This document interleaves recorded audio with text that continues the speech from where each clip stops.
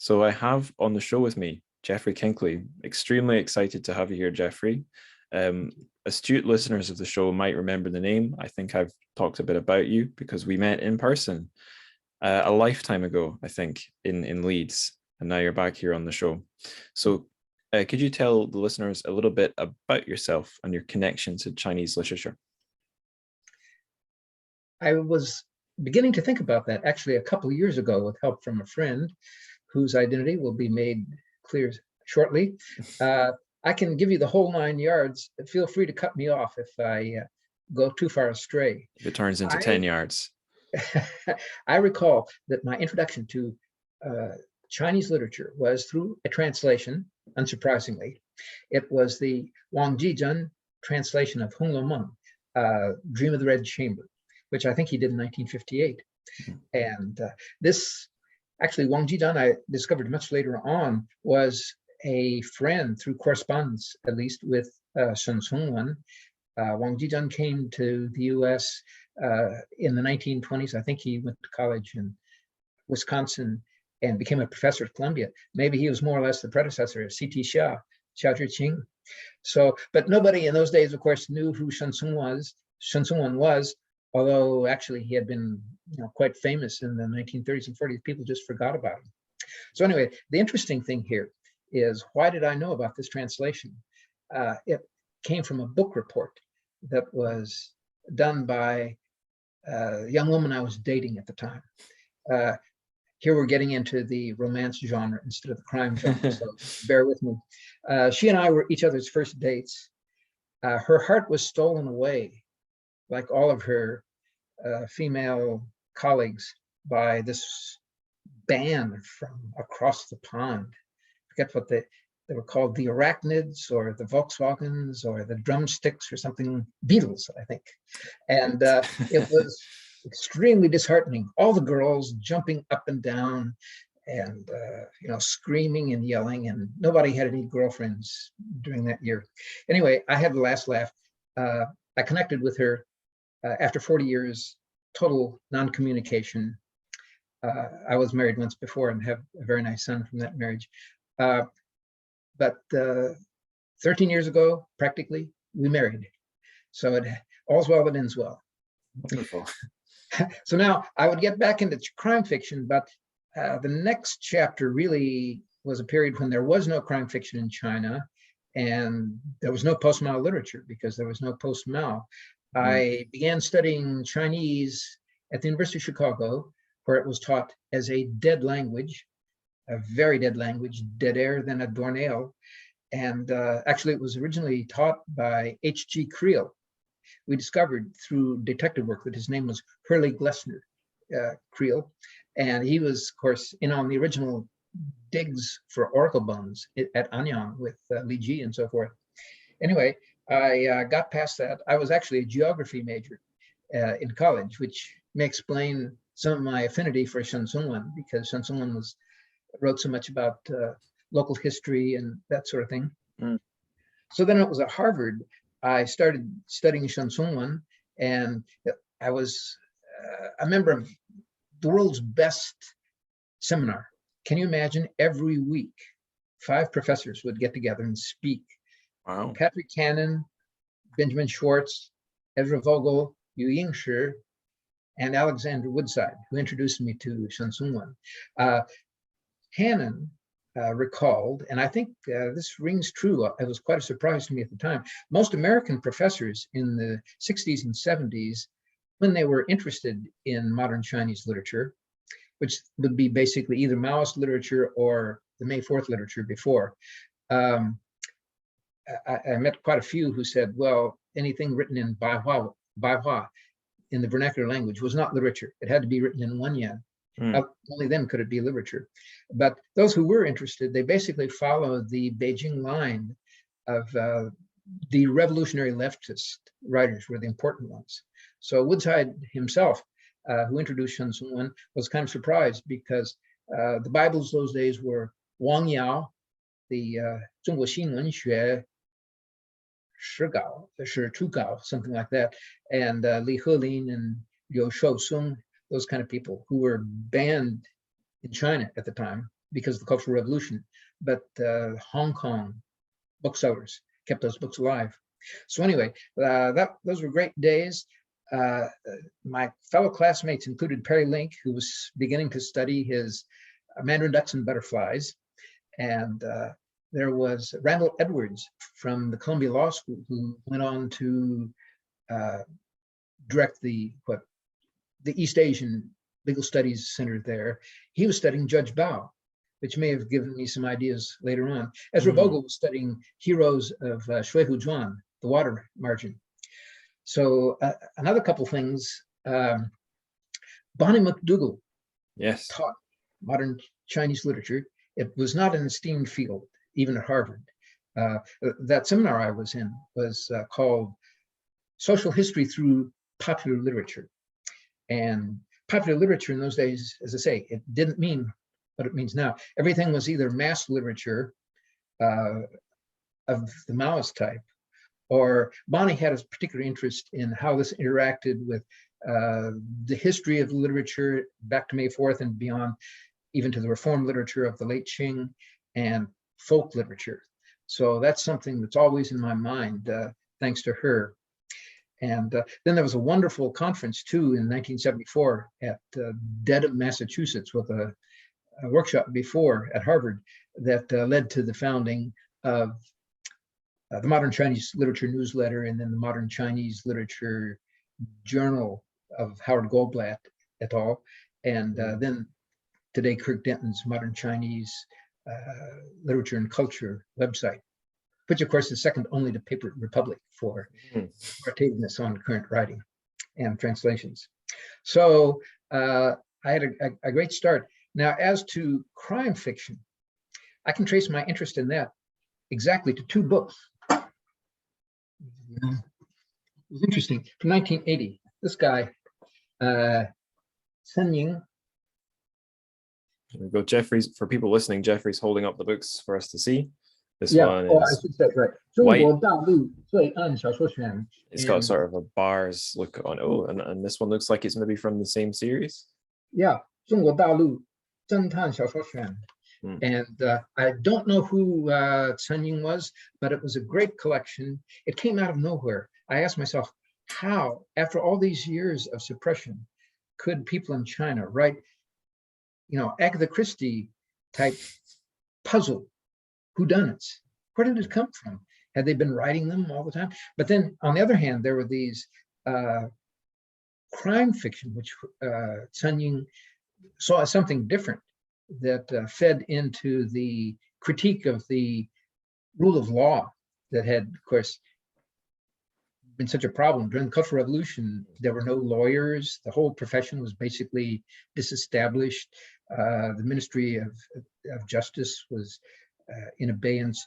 So I think it was these books that kind of gave me the idea that there was a kind of bifurcation in Chinese attitudes toward crime, that on the one hand, you have the traditional puzzle interest, and on the other hand, you have an interest in legal institutions and how they're evolving. And one other book that really influenced me, of course, at that time, Li Yi of Hong Kong, again, had a whole series called 中国新写实主义文艺作品选, a selection of works of China's new literary realism. And I was inspired by that. I think I had, in 1982, the second conference or symposium to have authorized attendance by scholars from both sides of the Taiwan Strait. First one was a Association for Asian Studies panel on the 1911 revolution, Xinhai Geming. And of course, there at the Iowa Writers' Workshop, people had snuck out of Taiwan and met with their mainland counterparts. But St. John's University, where I have had most of my career, I'm retired now, was bought and paid for by the Kuomintang of China. So I had a certain license to invite Taiwan scholars, and it went pretty well. So the theme there was China, whether or not there was new realism in Chinese literature, since on the one hand, Li Yi had inspired us And of course, we knew about Chinese literature through these intermediaries like Li Yi and others who did the scouting. There wasn't that much comings and goings with China in those days. I was able to go to China in 1980 and again in 1981 and interview Shen Songwan, and he came to the United States.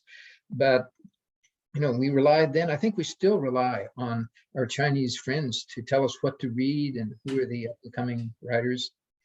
And I don't speed read Chinese. I don't know, maybe Nikki Harman or Heather Inwood, a bunch of Chinese people speed read Chinese, but I'm very reliant on these kinds of people. So ever since then, when I finally put out my book in 2000 on what I called Chinese Justice, the Fiction, I went back to the 1930s with Cheng Xiaoqing and Sun Liaohong, who had written good puzzle kind of stories in the 30s. But my emphasis was the 1980s. And another person who helped me a lot was Rudolf Wagner, who unfortunately is deceased now. He really helped found the Anglophone studies of Chinese science fiction, going back to the 1950s. It was revived in the 1980s. As he pointed out, a lot of it was written by scientists, and he viewed it as a kind of lobby literature. So he asked me, how much of this crime fiction is written by police officers? Right. And that was an interesting thing, because just a few years later, 1984, it was the Ministry of Public Security that put out the flagship magazine, 啄木鸟, the woodpecker. It picks out crime and bad people. That is a good name. Yeah, and the police had all sorts of workshops where policemen could come and write up cases they had been involved in. I don't think you could do that here in the UK or US. you'd get sued immediately. But they transformed them into short stories. And I was going to go to China to interview authors in 1989 summer, and certain events intervened. But after the massacre, I was allowed already in November to go to China. It was a very interesting time. I went around interviewing crime authors, and probably one of my first questions, do you work for the police? They probably thought I worked for the CIA or something, asking questions like that. Spy versus spy. Right. It was a necessary question. And a lot of my help was that there were exiles from China, including people from the Ministry of Public Security, particularly a lady, Helen Wang, not the Helen Wang that we know from public, who's made so many contributions in translation, but she was the partner of Gu Hua, the Hunanese author of Furong Zhen, a town called Hibiscus, as Gladys Young translated. She gave me lots of tips, people who to interview and so forth. So I did that. And since then, of course, I've gone on to some other genres like historical fiction. And actually, I was going to write a sequel on, because I had so much left over about Chinese crime fiction. But a lady in Beijing who was sending me magazines of popular Chinese literary publications suddenly sent me this book, Heaven's Wrath, Tian Nu, by Chen Fang. It was one of the fundamental books, although it was quickly banned in China, of anti-corruption fiction. So I turned to that for a while. So that's kind of how I got into Chinese crime fiction. And I can say I've read one of your books. I was reminded of this because Facebook did that thing where it tells you what you were posting about a year ago. And I was posting about having started your book, which talks about Heaven's Wrath, I believe, and some of the other corruption novels out there. So I guess that wasn't your early works. I was jumping in midway or halfway through, but it was an interesting read because, just from my perspective, someone who's only reading the translations, but is also really interested in sort of outlier books that come through into English that don't fit patterns of the books we normally see on bookshelves. It's just very, very illuminating. Seeing what people were reading, maybe not right now in China, but back then in a different time. But the other thing about it that interested me is that it's how can I phrase this? I'm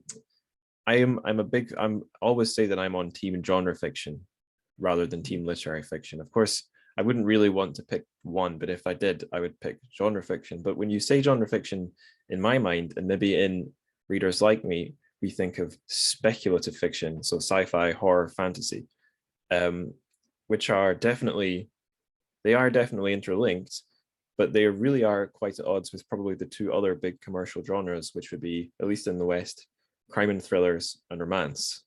I believe romance is the biggest one in most of the Anglophone world, with the exception of the UK. We must be a little bit darker minded because we're a little bit more into crime and thrillers than romance. But yeah, the thing that makes crime and thrillers, maybe more so crime, stand out to me is that it is, I suppose you could debate how much, but it's a realist genre, or it has a foot in the realist sort of camp in a way that romance doesn't. Well, I suppose romance might, but it's not the gritty realism. It would be more mundane realism. But definitely spec fic and realism aren't really friends. That kind of would be self-defeating if they were.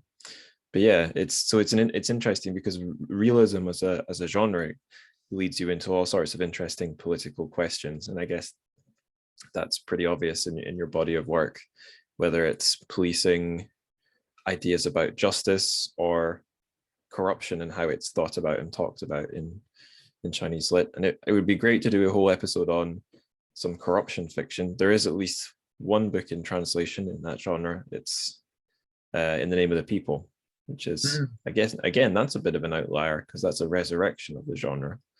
But again, I'd love to talk about that forever, but we should focus on our chosen story and our chosen author. That's IE's The Curse.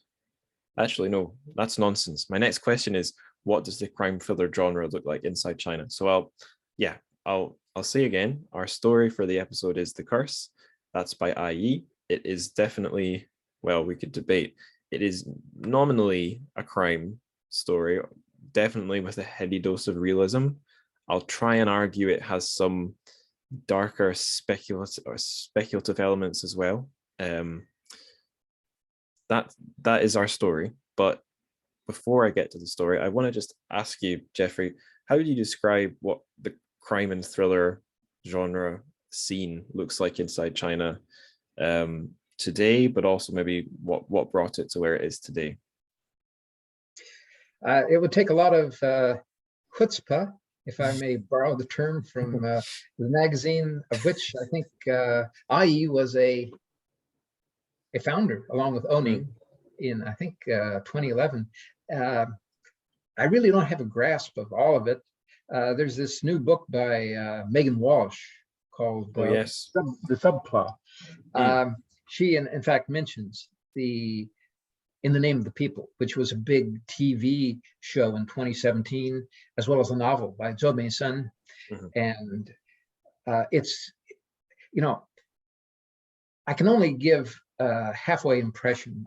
My impression is that current crime writing in China tends to have psychopaths, dismembered corpses, forensic medical examinations, profiling. Lei Mi is an important author there, of people with really weird psychological makeups. And this has some overlap with IE, but I don't consider him a crime writer. Actually, his book, A Perfect Crime. It was the publisher who, for the English edition, I assume, gave it the title that made it into genre fiction. Right. Because I think originally it was Cat and Mouse, Mao He Lao Shu, I think is. Yeah. I think it might have had. Took from, I think, the movie version, but not the book version of the Anthony Burgess Clockwork Orange. 上面我该干些什么? Yeah. Which I guess actually from the Chinese could be translated as "What the heck should I do next?" I don't know. That's right. Yeah. What voice it is. So anyway, that book is more about crime fiction. Immediately, I recognized Meursault from L'Étranger, and he has admitted that there is a connection there. But obviously, it's a completely different existentialist work. But the question is, everything to the hero too. You just don't know what's going to happen next. So anyway, the interesting thing about crime fiction now, In the Name of the People was a bestseller and has been for several years, I think. But it's about the only Chinese authored ones. 活着 by Yu Hua, which is not really a crime fiction thing, is another bestseller. But for crime fiction, the favorite author in recent years, running away, has been Higashino Keigo. I forget what the Chinese characters are. Keigo Higashino, in the way that Anglophone publishers put it. He writes detective fiction. In fact, that I thought quite excellent book that was on one of your podcasts that Michel Dieter translated. The Untouched Crime. The Untouched Crime, right? Yeah. That strikes me as very much influenced by Higashino, and some people even accused it of plagiarism, which I think is totally unfair. But it has the same thing of a person skilled in forensic and interrogation techniques, advising people he knows have committed a crime to help them get out of it. And again, there's the idea of profiling and all this sort of thing, which she dealt with very well in her translation. So this is, I think, crime fiction is not very important in China. It doesn't have prizes, for instance. That's one of the indications. And it, can't compare with science fiction. So, actually, Liu Cixin's all three volumes of what I refer to as his three-body trilogy are bestsellers, have been for some time, right up there on the lists. And well, the science fiction is genre. I mean, it's obviously genre fiction of sort, but it's sort of on the way to serious fiction too, because it's an avenue by which you can criticize the present by pretending to criticize the future, pretending to imagine the future. There are other genres, like historical fiction, which, in our view, is popular fiction. I mean, you think of actually Ken Gelder, who wrote about some of these things, I think traces it back to Sir Walter Scott and James Fenimore Cooper, Kenneth Roberts, Leon Uris, Clavel, those kind of people. Excuse me, I'm gonna cough. And but the ones in China that I was interested in were actually high literature. People by Gefei Li Rui, Su Tong, Mo Yan. They've written historical fiction, which is not genre fiction. So, i.e., I would say his work probably would not be called crime fiction. There's a big debate in crime fiction studies about what crime fiction is, whether it's high, whether it's low, that sort of thing. One of the major journals now, a new journal, is Crime Fiction Studies, published at the University of Edinburgh this last couple of years, I think. So crime fiction in China probably is not a going thing. It must compete with all these online fantasy genres that Megan Walsh and other people talk about. It's a crazy scene, and I don't really have command of it, I have to admit. Right. It is worth mentioning, I guess it would be, if I have a job here, it's to talk about how these books perform in English translation. And it's definitely notable that a reasonable slice of Chinese fiction that makes it translated into English is crime. Maybe not a huge fraction taken against the whole, but if you kind of set aside everything which is more sort of literary or highbrow fiction from the stuff that is more clearly in genres, crime is pretty well represented. It's probably increasingly outnumbered by sci-fi, but at least in print form, it's ahead of translated wuxia, because that mostly lives online, I think. So yeah, I think that's a pretty good intro. We can move on to introduce. Zhou Haohui had this, what was it? Confessions of forget the title of it now. It was highly promoted in the US and UK, but I went to get a copy of it in China, in Shanghai of all places. People had not heard of it. I had great difficulty. Finally, sort of a Peitung who was with me when I was at a conference at Shanghai International Studies University of all places. They finally located a copy. It was not easy. So there is definitely a devoted niche readership, but I think our audiences are much more interested in it than most Chinese. But again, what's going on online, I really can't tell. Right, yeah. Zhou Haohui was the guy whose book Death Notice we did on the show. Definitely, yeah.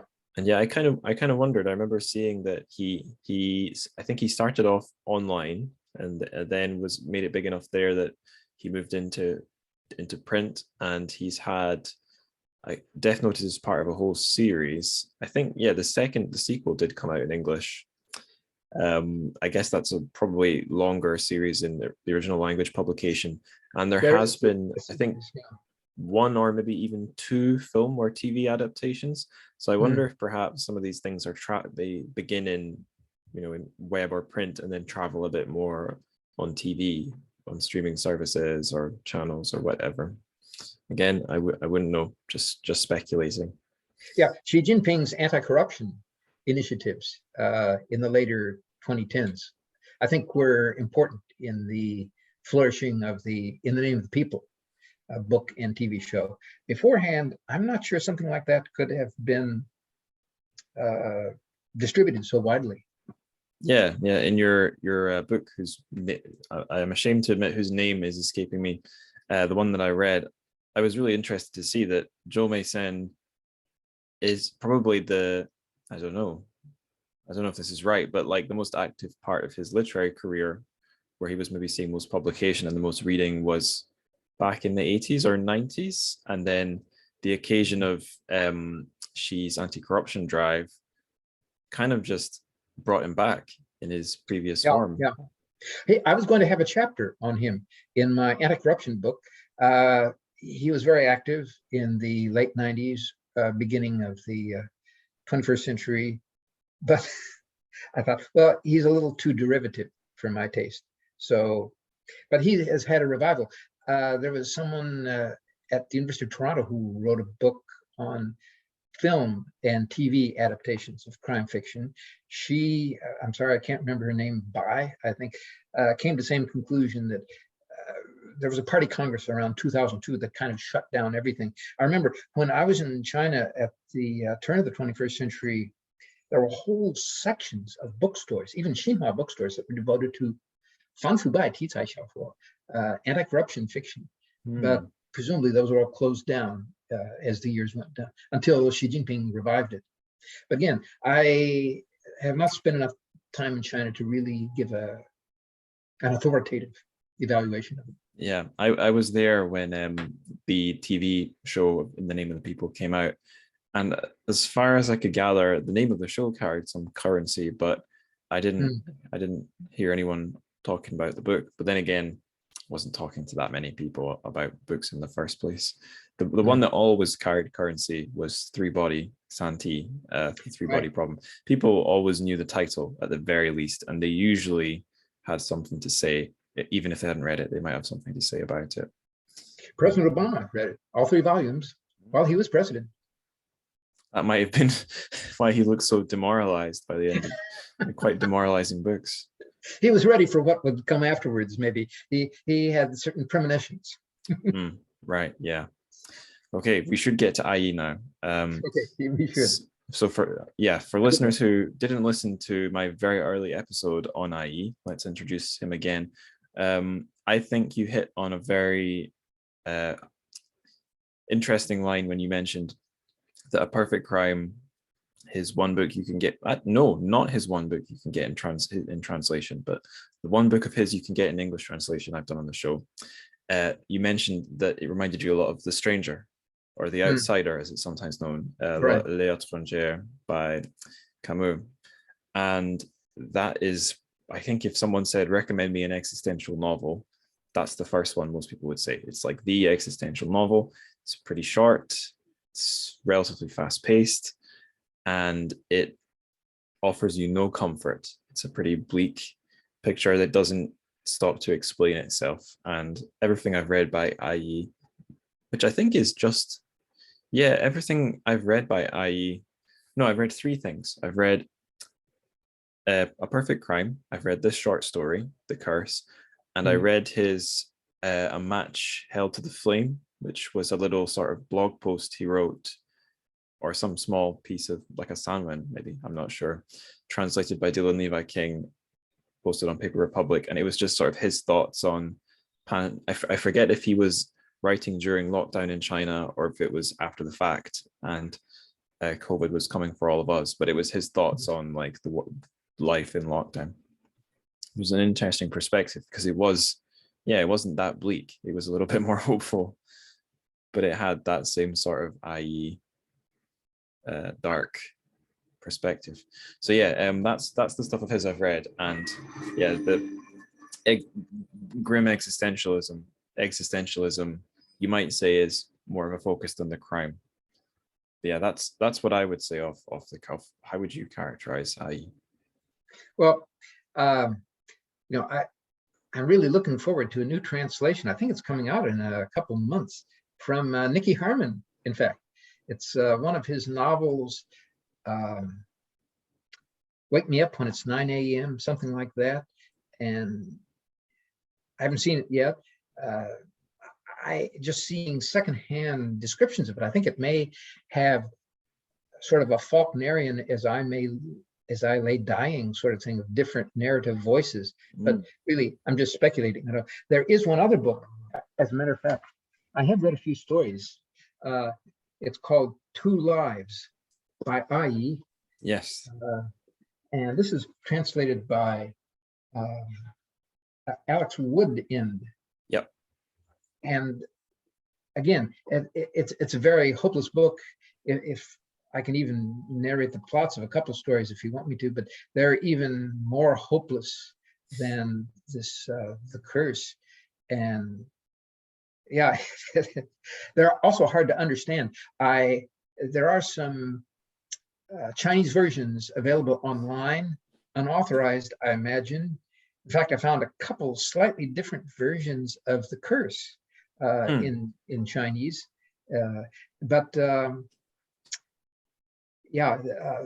Definitely, I would not call him a crime author, but we can get into that. Maybe we should talk about The Curse. Then we can talk about this because it evidently IE had some severe health problems. At one point, he had an immunodeficiency disease that attacked his lungs. Gosh. And I'm not sure. It's hard to get a timeline. And again, I'd have to have lots of chutzpah to even talk about IE because he's written a lot of things. Right. Just looking at what's available, probably unauthorized online. And I don't know. I did meet him once very briefly in 2015 when he came to New York. And he looked all right then. And he has been seen online. There was some EU, in other words, European Union, China Literature Fest. There was a YouTube video of him from 2020 when he was talking. So he was reading Proust. All that sort of stuff. When in Rome. He was writing a long novel. I have no idea what will come out of that. Good for him. I guess it might be worth mentioning his professional background before he went full-time writer. If I remember correctly, he was a cop in Jiangxi. I don't remember much more than that. I don't remember if he gave reasons for why he left or what he thought about it, but Jiangxi is not one of the wealthiest provinces in China, and I think that is worth. Here I can come in as your geographer.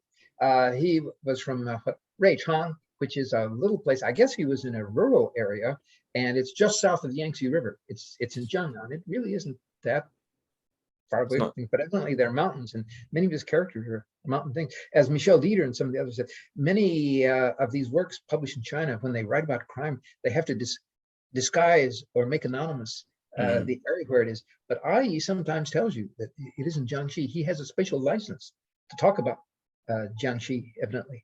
Right. Sorry to interrupt. Yeah. Again, for listeners that didn't listen to that one with Michelle, in English translations, you'll sometimes see a story, let's say a story that is set in Okay, I'm gonna name one. Suzhou. I can name it. Qiu Xiaolong, writing in English Right. on Shanghai. When that was translated into Chinese, he had to call it H City. H City. Right. I don't know whether that's because of who, Oh, like on yeah. or maybe it's from Haishang. That's the old literary word, Haishang Hua and all that sort of thing. Anyway, Okay. he had to disguise street names and all that sort of thing. Oh, right. Like L Street, Z Street. Oh, damn. Yeah. So where we yeah, so we mentioned he was a cop. He was in Jiangxi. I was wondering, in my mind, I don't fit him in any group of writers. I sit him on his own as a lone wolf. Is that more or less right? Like, does he fit in any sort of groupings that you might know of?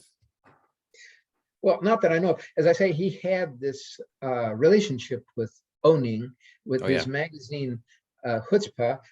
That I think was 2011. I think the first publication of the English translation by Julia Lovell, is that how you pronounce her name? Mm-hmm. Was in 2011 at the inaugural issue of Chutzpah.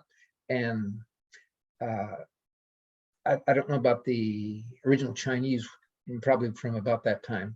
And that was a journal, a literary journal, some of whose stories have been translated by the Oklahoma University Press in Norman, Oklahoma, of all things, which is a center of world literature. It's where world literature today used to be, or still is, published, and Chinese literature now.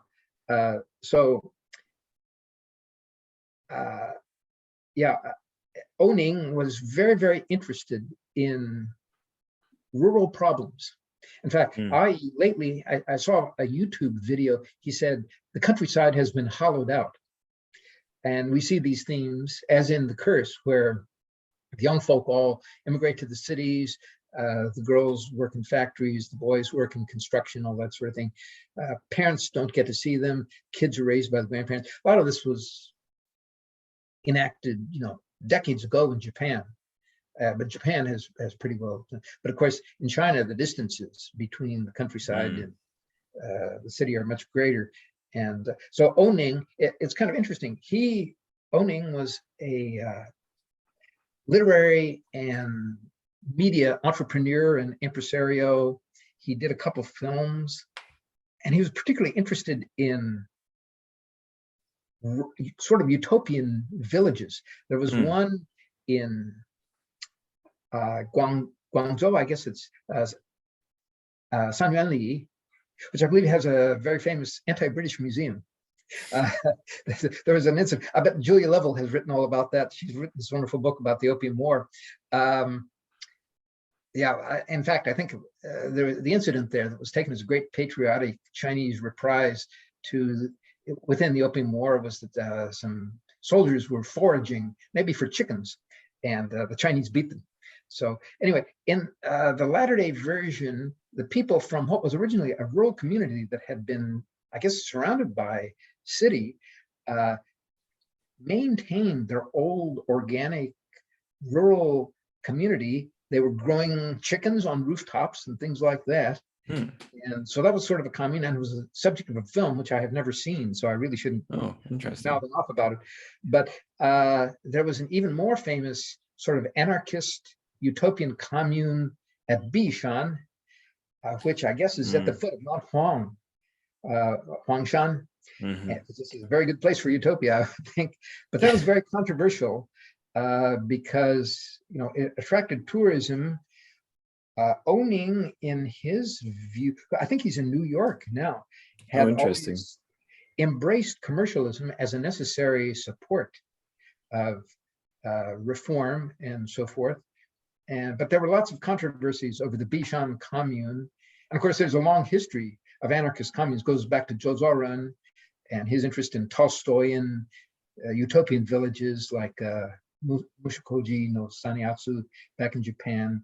And Shujumo had some kind of utopian thing in Jijan with Leonard Elmhurst. And of course, there were all sorts of reconstruction things going on. This was kind of interesting. So it was evidently for commercial reasons that Chutzpah shut down in 2014, but Oklahoma has kind of preserved some of the stories in English translation, and it looked like a very good book. So that's one of the many things I want to read. But yeah, this interest in rural change that IE got from his stint as a policeman, probably dealing with the very dark side of society, seems to have influenced all of his work. I'll add one little coda to what you were saying about Bishan and Oning.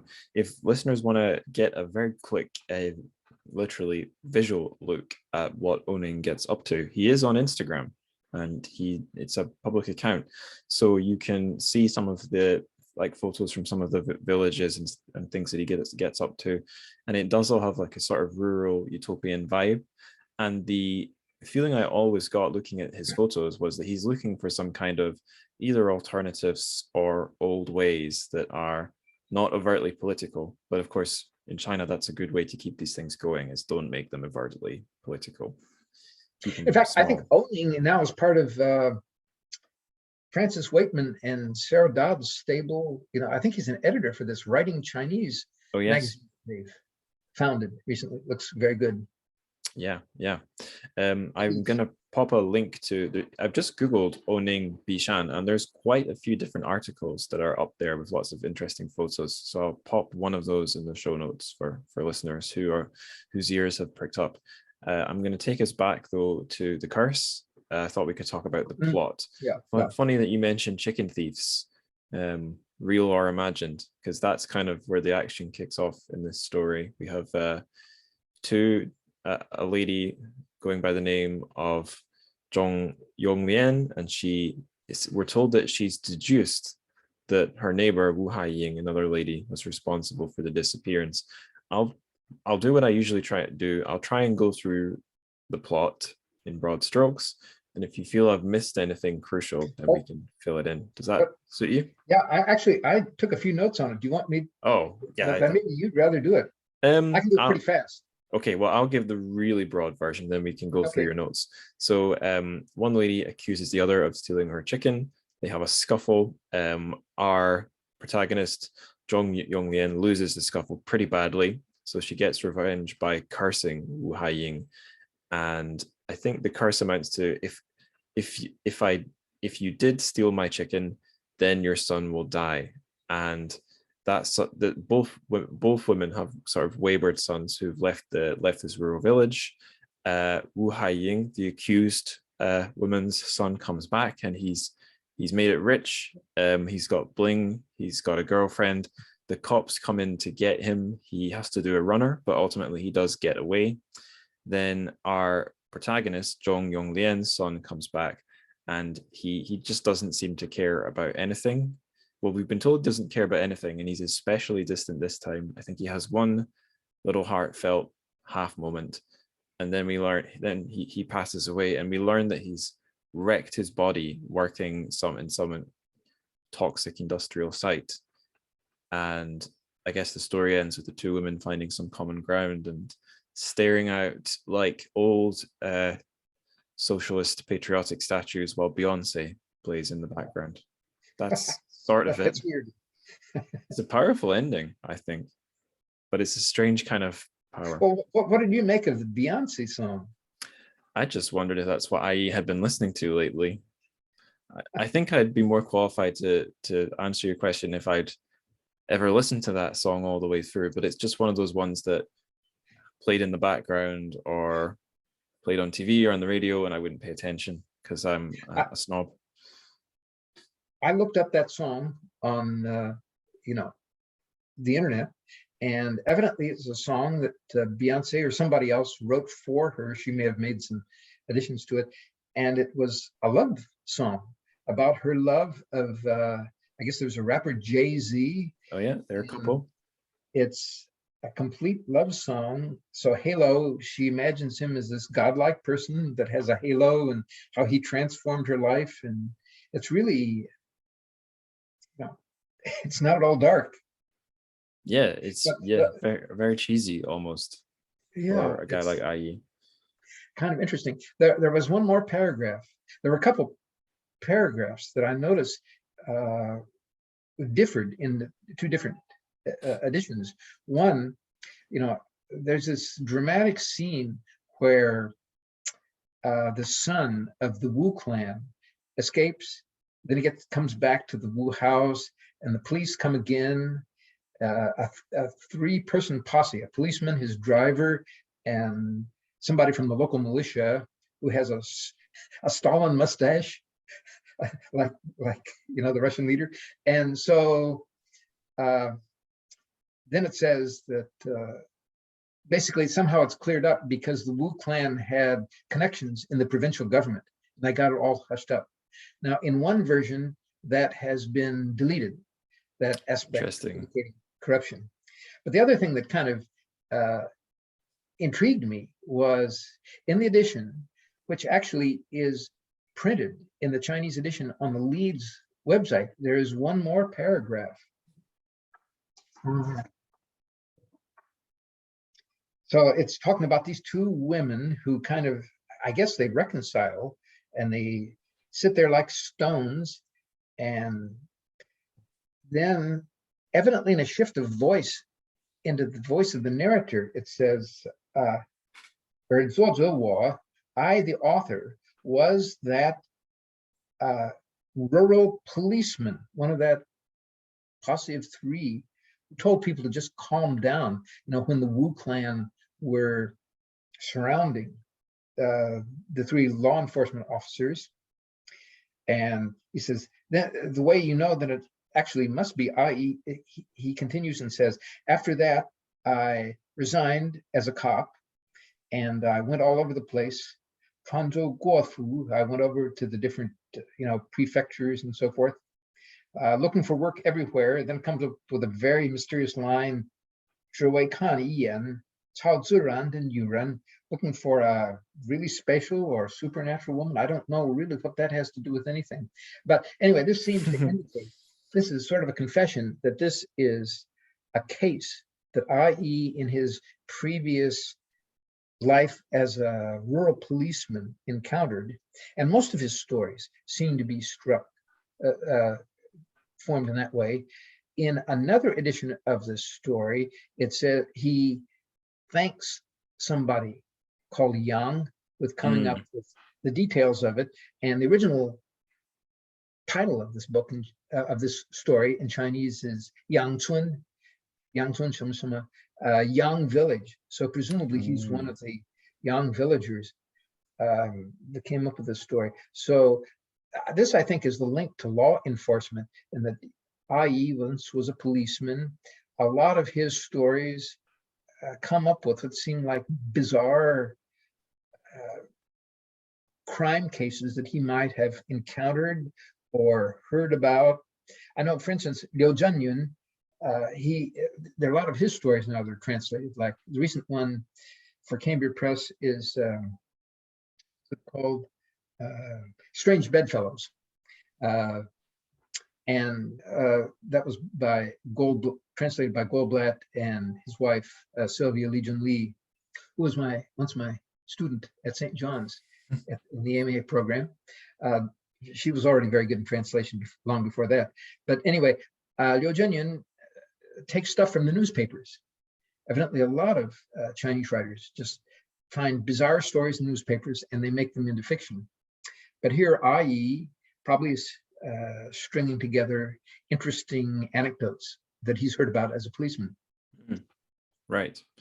Now, you asked me in our prior discussions over Facebook Messenger, what did I think of this bizarre excised final paragraph, especially the phrase about the supernatural woman. So, yeah, 只为看一眼超自然的女人.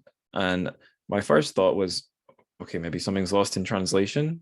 超自然, like supernatural. Does that mean something different in the original Chinese? And I figured probably not. Like I used Google Translate to break down. I guess I knew Chao is like super. I think that's pretty straight translation. Zhuran, nature. So it's just super nature. So, okay, I don't know. Would you agree that there's not anything especially different in those Chinese and English terms? I really have no idea. Or what to make of it, and I don't know Yeah. who this woman would be unless it's a figment of his imagination or how it relates to the story. Okay, so that's my my thoughts as far as like literal meaning goes. But if I could try and make it weird, or more abstract, I think I can say something. Oh, that would be challenging. Go ahead. Okay, right. Okay, so I'm going to bring Make it up. weirder. Yes.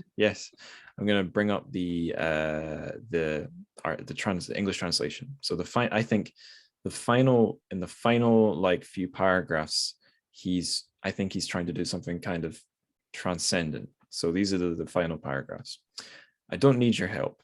She made her way over to her neighbor's house, ever so slowly, as if she were convalescing from an illness. Seeing Zhong Yonglian sit carefully down on her stone threshold, Wu Haiying brought a stool for her to sit on.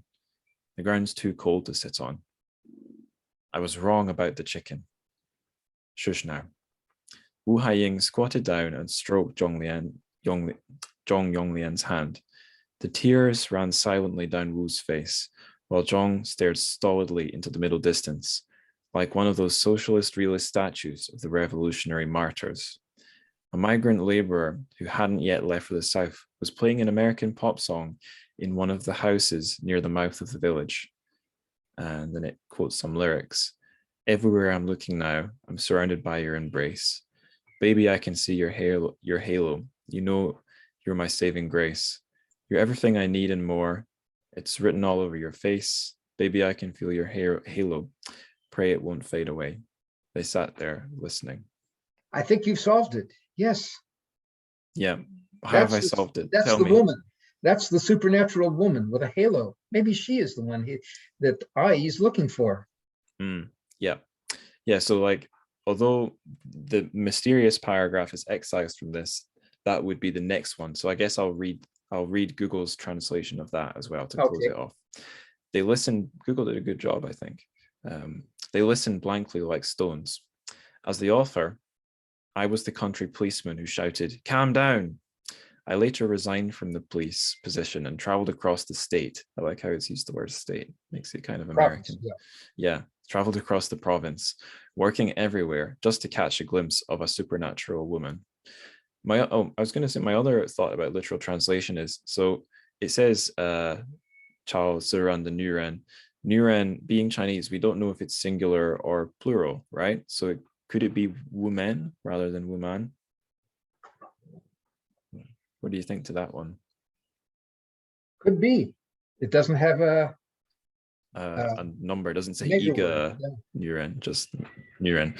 Yeah, so there's that. But my big abstract point would be, he's trying to do something transcendent here that takes us out above or beyond or outside of the normal realism. And there's a few, if we're doing close reading, maybe there's a few clues. So one is the halo, and the fact it's music, because music is something that by its nature, it creates an effect in you that is never a logical effect, and it can often be sort of transcendent. And I think Beyonce's voice, I'm not a huge Beyonce fan, but like I know the chorus of this song and it is quite touching. But I think it's interesting as well that it comes from a migrant laborer, so almost the lowest of the low in Chinese society, and it's coming from like must be their speaker or maybe even their smartphone, and it's not even named, it just says an American pop song. And it reminds me of a quote from sci-fi author Philip K. Dick, PKD. I forget if it's in one of his non-fiction writings or if it's in his books, maybe Valis. He says the symbols of the divine show up always first in the trash stratum, I think is what he says. And I think it's kind of true. You don't need an opera to pluck out some operatic socialist realist universal imagery. A Beyonce song will do just fine. In fact, it's better because it's more proletarian. Beyonce is not the music of the elites, it's the music of normies or even the downtrodden. She's pretty rich now, though. Oh yeah, she's not one of the downtrodden. No, not at all. Sorry. Yeah, that's populism for you. You don't need to be one of the downtrodden to be the leader. And I think the other thing that is transcendent is the resurrection of like old school socialist imagery, the statues. because we're told first that they're like statues, and then we're told they're blank like stones. So they're becoming symbols. They're fizzling away as, or solidifying from being these fleshy, mortal individuals into a frozen image. And I think like the way because there's so much action in the story, things never stop happening. But right at the end, these two characters, all their anger fizzles away. They sit down and then they stop moving, and music plays, and it's a very strange, peaceful image. So I kind of think, yeah, he's completely changing the tone quite quickly and quite subtly, and it's like a trick because you don't even know what's happened. But I think reading it, the image of the two of them comforting each other, staring out into the distance. And I've walked past a lot of these statues in China, and the thing about them is, although they do have these epic features, they're always workers, or well, no, they're not always workers. They're often soldiers, or if they're workers, they're standing sort of Soviet style, looking powerful. But these women, I think, are a more realistic picture of the working class. They're dead tired, they're exhausted, and they don't know what's going on, which I think that's realism. That's I guess you could say that's realism with socialist characteristics rather than socialist realism, which isn't a particularly realistic style of art, if you know what I mean. So that's my attempt at a mega brain interpretation.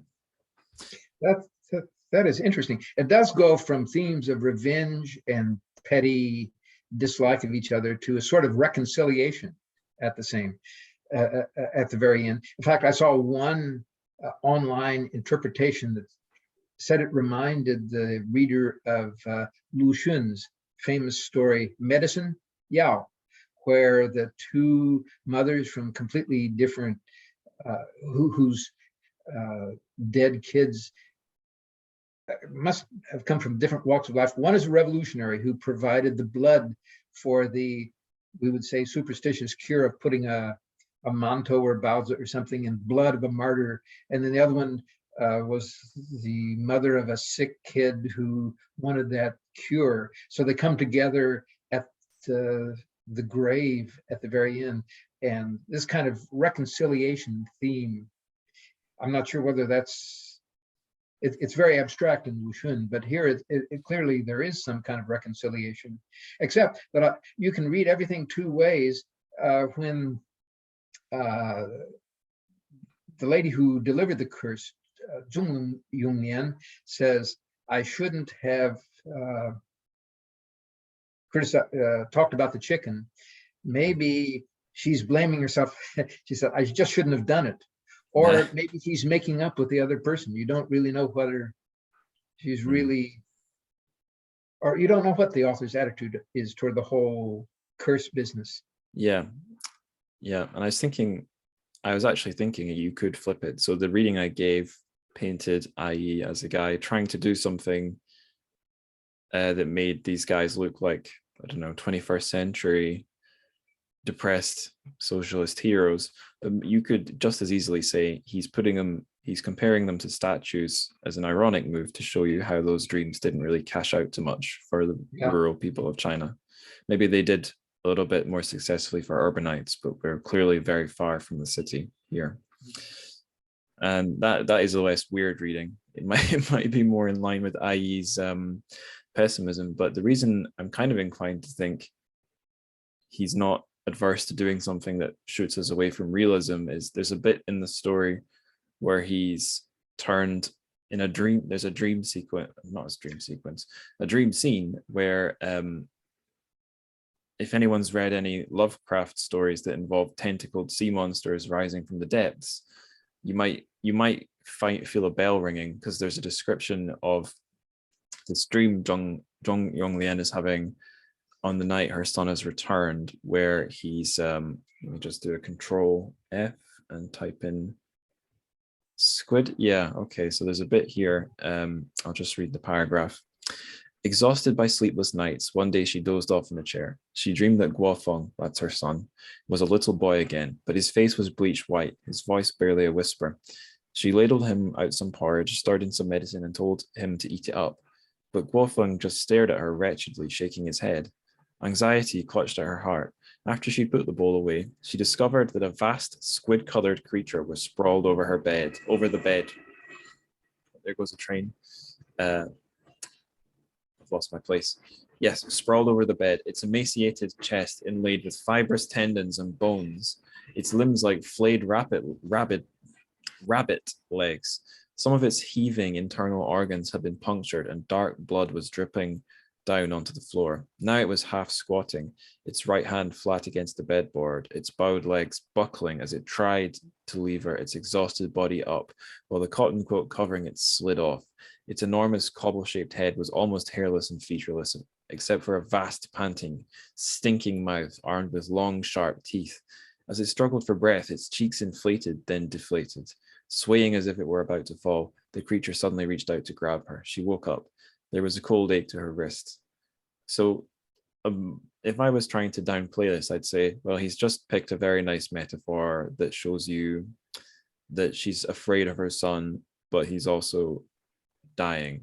I guess it's foreshadowing because we don't know he's dying yet. Oh, sure. But my inner spec fic fanatic says, well, he's picked one of the animal from weird fiction, the squid, the octopus, an inherently creepy, weird animal. He didn't have to do that. It can't be an accident. And then later, when we learn he's dead, we're told his insides have essentially dissolved. He's gone from being a living, seemingly just tired person to a person whose insides, I don't know, almost like he's been replaced by some melting wax object. And I don't know, it's so out there. I kind of feel that if he can do this, he'll do anything, and he'll probably try and sneak it past you before you even realize he's done it. Yes, I saw two possible interpretations that we can't quite reconcile as to why the son of the woman who delivered the curse, Zung, died. Why did he die? Was it because of the curse? And the curse was enacted because it was spoken, and therefore through some supernatural means it was enacted. His death was very strange. He came back from the south all exhausted. He lay down in bed after having some soup or something that his mother gave him, and then suddenly he dies. His flesh basically rots away, which doesn't make much sense. It's not realistic, certainly. That kind of suggests the supernatural interpretation of why he died. But then, what is it, later on, a legal aid intern shows up and said, oh, he died due to the toxins that he must have ingested or smelled there at the factory down near Guangzhou. And there's a natural cause for it. And it becomes an element of social criticism. Certainly we know there are inhumane working conditions down there. So there are two, I see kind of two alternate explanations for why he died.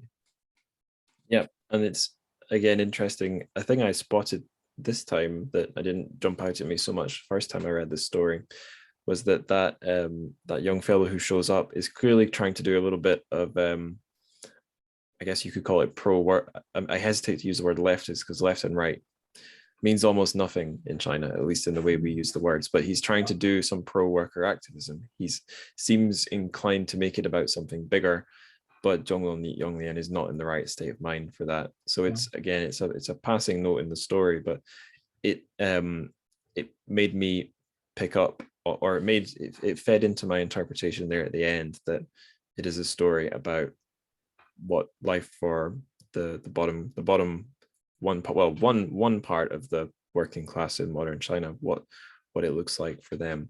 Maybe not very directly, because the mothers aren't really the ones out there doing the real grinding work. It seems like the young man has been on the receiving end of unregulated industry that has killed him, if we don't think the curse killed him. My first reading, I was much more inclined to think, oh, it's the curse is in some way real. It is a story about the supernatural. But on my second reading, I almost wasn't thinking about the curse. I don't know, it's just how it went for me second time around. There's one other aspect that struck me as a theme that could have both a supernatural and a realistic critique of rural society interpretation. These people are who are left behind in the village are thinking of the departed. There are the people who departed through death. That would be I guess the husband of Zhong Yunglian. She calls out his name. I forget whether he's dead or not, but anyway, he's not there when she is having the struggle with her nemesis. And both women, of course, are thinking of their sons who are not dead, but they're down south in Guangdong. One is in Dongguan, and they're both a means of reasserting their position in the village. Zhong Yunglian keeps trying to contact her son, but can't through telephone calls and stuff. So there's this theme of being isolated in the village, away from your kith and kin, and that links up perhaps to certain supernatural ideas that people want comfort from the dead and departed, as well as those who've departed for work. Anyway, the family is broken up, and on the other hand, it's a very real aspect of the hollowing out of rural China, as Ai and Oning and others see it, as everybody would, I think. Yeah, and we don't get the impression that the village is a particularly great place to live while we're there. There's a moment that made me blink twice where Yonglian wants to make a phone call, so she has to go to the designated village phone, the guy that manages it. And this story's not set in the distant past. This is, I guess, Ai would know, this is a real phenomenon. I remember those days in Shanghai in the 1980s. Gosh. When you had to walk a block, perhaps, even if you're real proletarians, di-di-da-da, wutan jieji, you had to walk a block to take a bath in a bathhouse. Right. And you cooked outside on a little brazier. Yeah. China has changed rapidly in the urban areas. Right. Yeah. So time's moving at different speeds in different places. If we're measuring time by technology and development, that is. Right. Yeah. Yeah. I realize I had a whole set of questions for interpreting the story, and we have danced on just about all of them.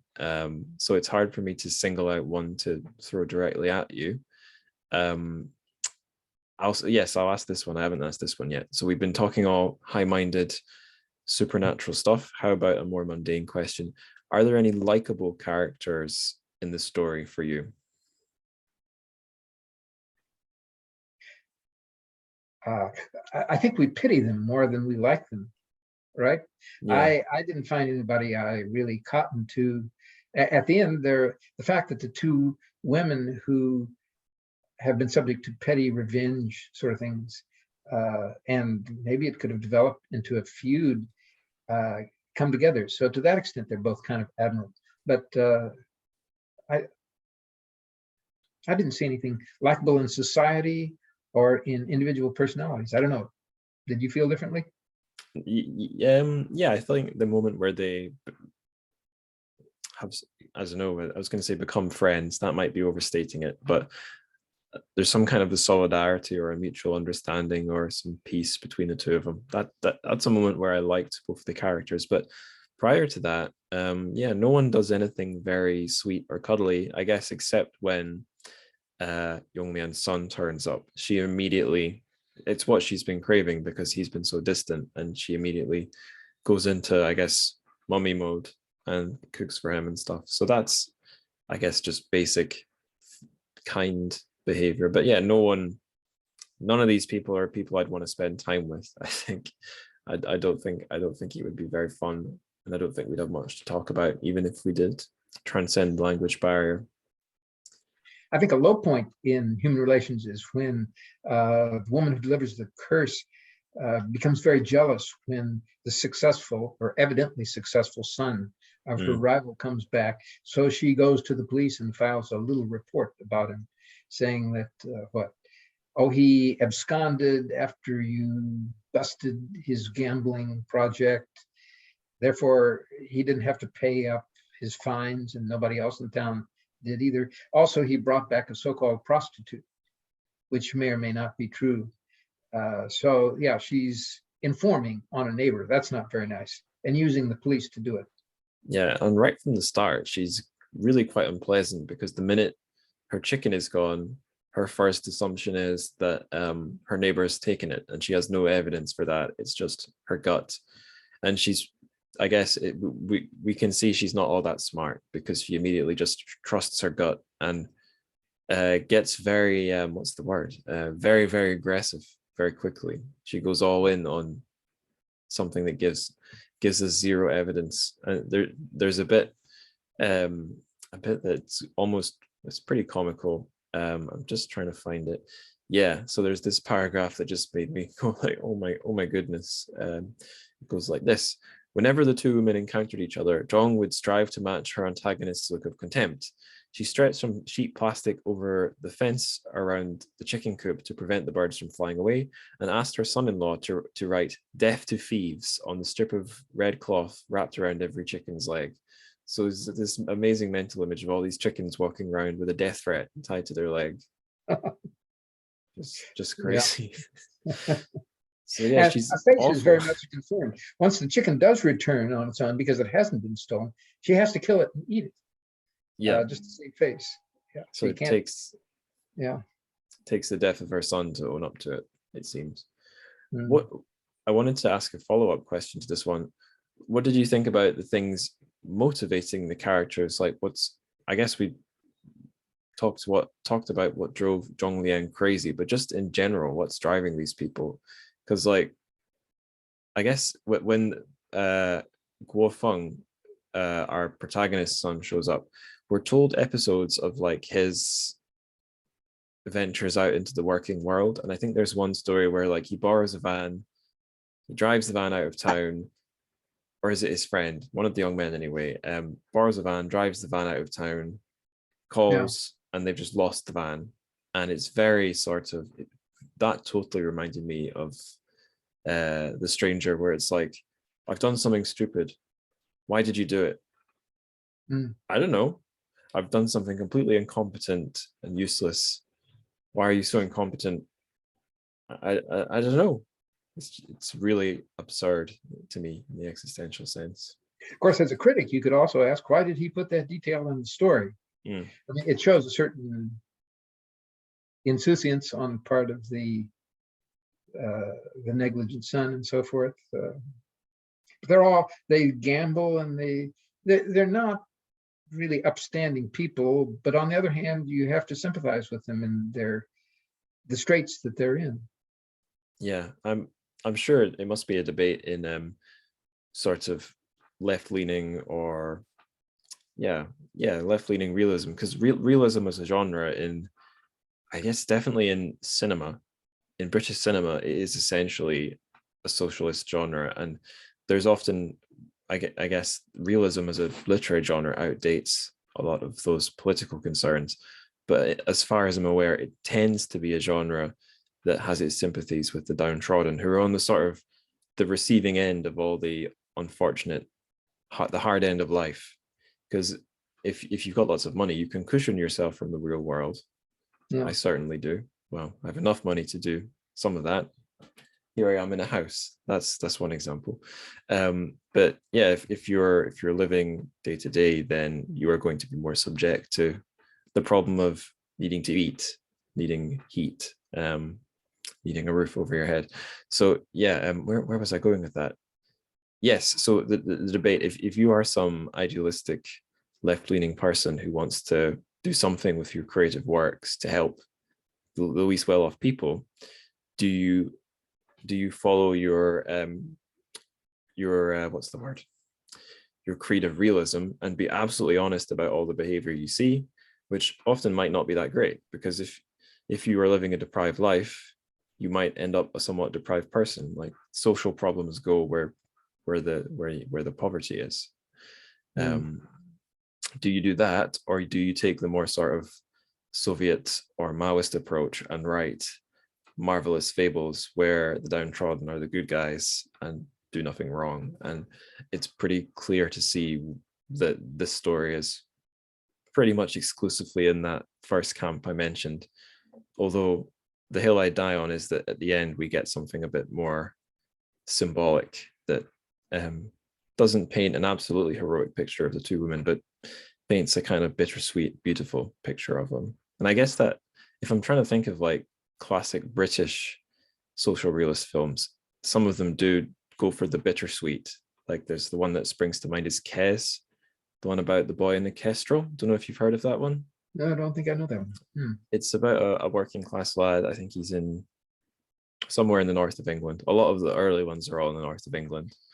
And he adopts a pet kestrel and has a very sort of touching relationship with it. But he has, I forget if it's a big brother or a dad who's sort of no nonsense type, who eventually just kills Kes the kestrel. So sort of classic, bittersweet, well beloved piece of cinema. I've not seen it, by the way, so I'm really talking out my ass. But yeah, like, seems to me the bittersweet is a nice way to sort of have your cake and eat it. Yeah, these people are not near starvation or anything. They have chickens, they have access to a truck. It's basically technology that keeps them from having the telephones, although there are cell phones afoot. Makes you wonder about cell towers. Do they have cell towers there? I guess.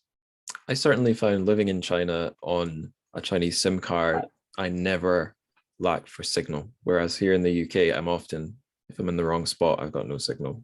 I didn't remember seeing many of the cell towers, and I also wasn't far out in the countryside that often. But I remember noticing the signal was generally better than it is here in the UK. Yeah. Yeah. Well, technological progress in even the small cities has been rapid. I remember in 1980, Fenghuang in West Hunan, there at one intersection in town, there was a 20-watt light bulb that helped people see their way. Come back in 2002 or 2003, they have the equivalent of McDonald's, stuff like that. Things have changed very rapidly. Yeah, I guess that it's fair to point out that, I mean, the presence of chickens in the story, that's the giveaway. These people aren't wanting for food. They're in the hierarchy of needs, those really foundational needs have been met. It's I guess education is probably one of the big ones that's missing. And also maybe something to do with their lives, because I feel like no one really, maybe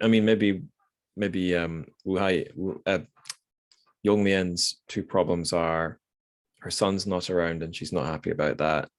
And she's got nothing to do except, spy on her neighbor and become resentful. Maybe if she'd had scope for a hobby or travel or something, then she wouldn't have tied the word death to thieves to the legs of all of her chickens.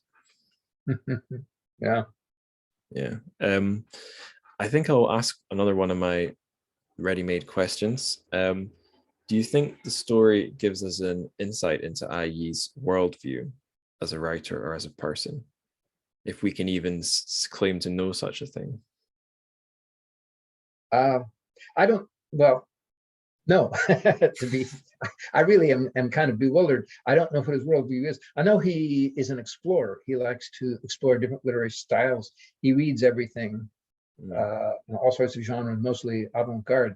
I don't know of any worldview that I can really, but especially these stories in two lives, they don't connect up. Would you like to hear a plot summary of another strange one for Two Lives? Absolutely. So this is this recently published collection of short stories, right? Yeah. Zhou Lingtong in a mountain town tries to commit suicide after failing college entrance exams for the 8th time, but he is stopped from walking into a river, as happens in another story. He goes up a mountain and asks a monk if he can be an acolyte, but the monk refuses. Then the young man, Zhou, rapes a young woman after she calls him a psycho. He steals her bike and flees. Then he goes across the Yangtze, becomes a beggar. He saves a woman from being beaten by a group of men. She gives him a slip of paper with her telephone number in Beijing. A police search party arrives. He escapes. He travels around as a beggar, ends up in Suzhou, is seized by a local cop, but then he calls the phone number of that woman in Beijing whom he rescued. She comes, cleans him up, gets him a job in her dad's company in Beijing. The boy is given a company to run in Malaysia. 8 years later, people from his town arrive, but not to arrest him. They say that the rape charge was bogus. There is no evidence. Zhou Lingtong goes home, presumably to Jiangxi. His parents are dead, but the townsfolk receive him as a celebrity. He's a rich man now. He goes back to the local Buddhist temple. The monk there is now a different monk.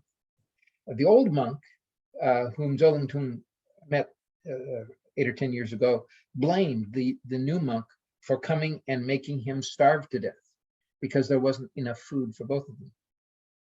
End of story. So it's sort of a concatenation of unlikely events, all very unfeeling in a very cold, cold world, I would say. Yeah. Sometimes the phraseology is strange, almost dreamlike. But if you think the curse is weird, you should read these works in 2 lives. The others that are even stranger. There is, in fact, one in the attic about body parts in a trunk, a footlocker. Yikes.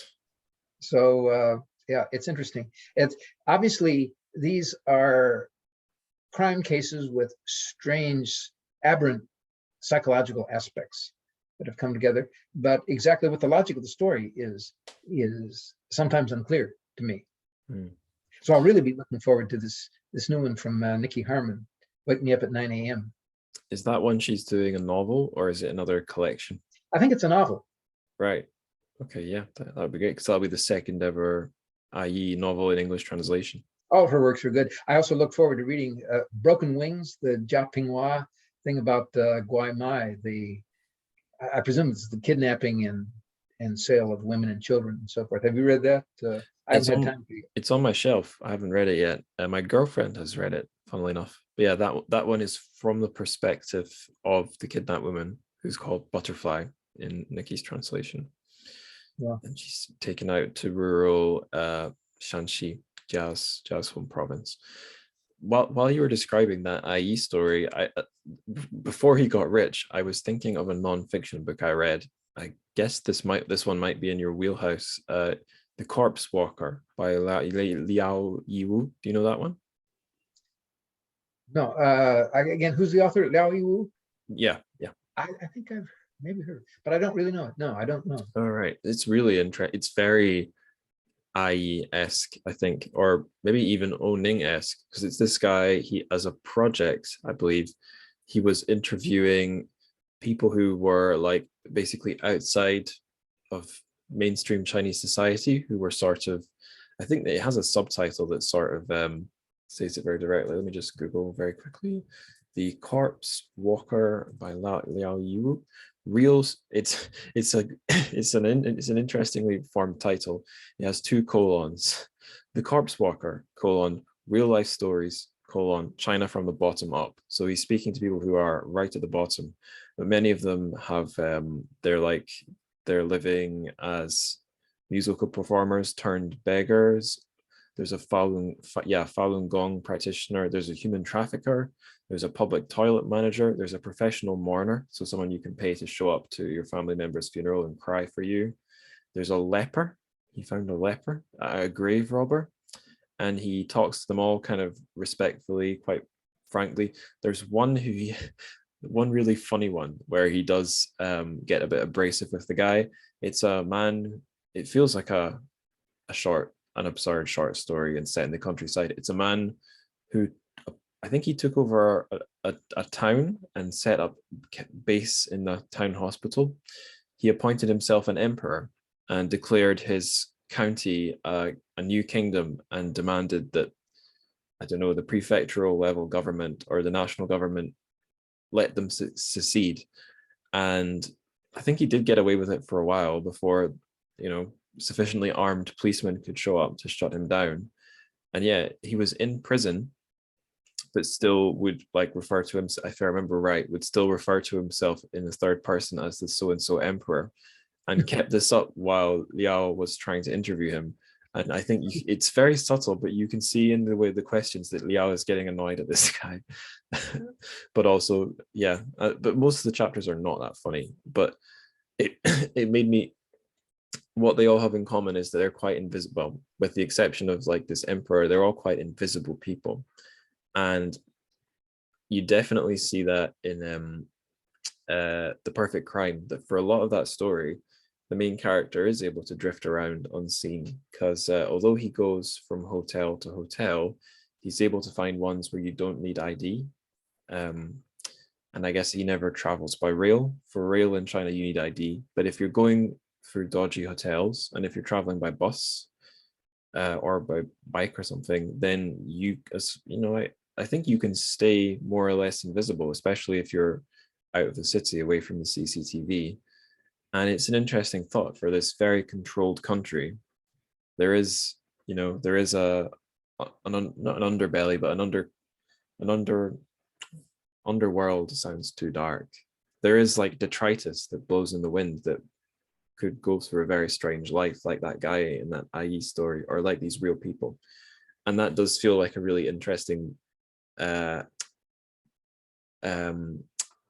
seam for both realist and weird, strange writing to sort of mine for stories. Now, these characters sound very lumpen proletariat. There you go. There's the word I was looking for. Yeah. One thing I didn't mention when we were talking about the current scene of crime literature in China today, ghost and supernatural themes and horror themes do enter them somewhat. I've only read one book in translation by Jijan, who combines these things. He has an interview also, if you want to look at him, at this EU China 2020 Lit Fest thing. All right. He's on screen on YouTube. You can listen to him, but he's combined some of these themes. Again, it's an unexplored territory. Was that The Child's Past Life that you read? Yes. Yes. Past Life. I've read that. I loved that book. And I'm really hoping to do it on the show, but I didn't know who else had read it. And God damn it, the one guy I could have got, I just used him. But no, I will, if anyone listening would like to talk about a horror book, in Chinese horror book in translation, you know, I'm extremely game for that. But yeah, that you're right, that one does have crime and thriller elements, especially, and a mystery that needs to be solved as well. I guess the mystery's there from the start, but it does go more into like crime and thriller and stuff being done in secret as it progresses. But yeah, I really like that book, but maybe because it's set in a lot of parts of Shanghai that I used to frequent, the Suzhou Creek. We've been going for an hour, 20 minutes. I think I've kind of gone everywhere I wanted to go with questions about the story. Maybe there's one more I could do. I don't know. So we talked, I've certainly brought up socialism, social realism, socialist realism a few times. We talked about class quite a lot, but I just wonder if you've got any thoughts about that, how in an ostensibly socialist or communist, whatever you want to call it, country, there is a huge class inequality. And this story is about, I guess, the big equality, right, is the urban and the rural. And this story is about the rural people. So as a reader or as an academic, does that, I don't know, does that stand out to you? Or do you have ways of thinking about that? Well, of course, it's important. One of the themes is whether or not the sons send money back to the village, which is an important thing. Or I guess once upon a time, factory girls would come back and open up little shops and so forth. I don't know that a shop would survive here, but yeah, there is a class element. You always wonder in these stories about the countryside whether or not there's a certain condescension or patronizing attitude by these urbanized writers.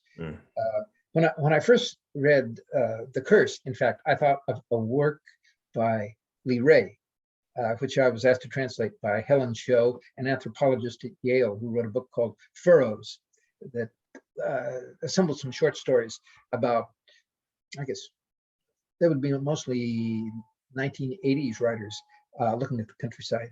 And the story I translated there by Lee Ray was electing a thief, Xuan Zhe, where they had an election to decide who had stolen something. And it was kind of an interpretation of country folks' incomprehension of democracy. People were being told to implement democracy, so why don't we have an election to decide who the thief is, and of course select somebody who's unpopular. And of course, if you look at these things in retrospect, then you wonder if there's a kind of patronizing turn. But Lee Ray, of course, is a great writer, and more so than I think his facts are more to the point. Just leaves you guessing. So yeah, it's interesting to think about how cops would fit into this. I think of them as mostly lower middle class. They're viewed as brutes and bullies by most people, uneducated within urban China. And it's interesting that here in the countryside, you find people talking back to the cops. Right? They're not afraid of them. I don't know why. Yeah, I think it's not the most subtle thing in the story, but one of these cops, one of the meaner ones, has a Stalin mustache. That's pretty to the point. And yeah, there's a scene where we have a scuffle, where the villagers are fighting the police. There's a book I read, a volume, an academic volume called Chuang. I think I brought it up much earlier on in the show's history, which is all about sort of it's a what would you call it? Slightly anarcho communist critique of just the economics of the PRC, and that volume 1, I think, takes you through the 50s through to 21st century, broad strokes from what I remember, just talking about how exploitation has changed shape but not really gone away. But I think one thing it does tell you is that there are government stats on the number of protests and incidents that occur, and it's pretty huge. I guess that you don't hear about them so much because they're small, they're localized, they tend to be about specific issues, but often I guess as well they're way out there in the countryside. On the order of 100,000 a year, right? Right. I don't know what's happened lately under COVID and all that sort of thing. Yeah, and I think the book said the government doesn't view these as a crisis or anything, and is often able to address them rather than suppress them. So I don't know, I guess I'd just mention that for any readers who are reading this story and are shocked that IE can depict some villagers scuffling with local police, I don't think I suppose it might be a little bit of a risky thing to write about, but it's not something that is completely like, what would I say, like a gunpowder keg incident. It's nothing like Tiananmen 1989. It's, I guess, a feature of, possibly some kind of a feature of life for maybe not, it's maybe not every day, but it's not some shocking huge thing if it's this minor scuffle. Well, in this story, the Wus are connected up at the provincial level, according to the one version of the story. So that right, and that did get taken out. Throw their weight around. It's interesting that when the riot begins to germinate, the police, including the IE figure, abscond. Right. They flee. Yeah. Kind of like in a recent city in Texas. Oh, I don't know that story. Oh, Uvalde, one of our ubiquitous school shootings. Oh, I do know that story. Yes, I couldn't believe that when I was reading that. Yeah. Yes, Jizo. I just goes to show how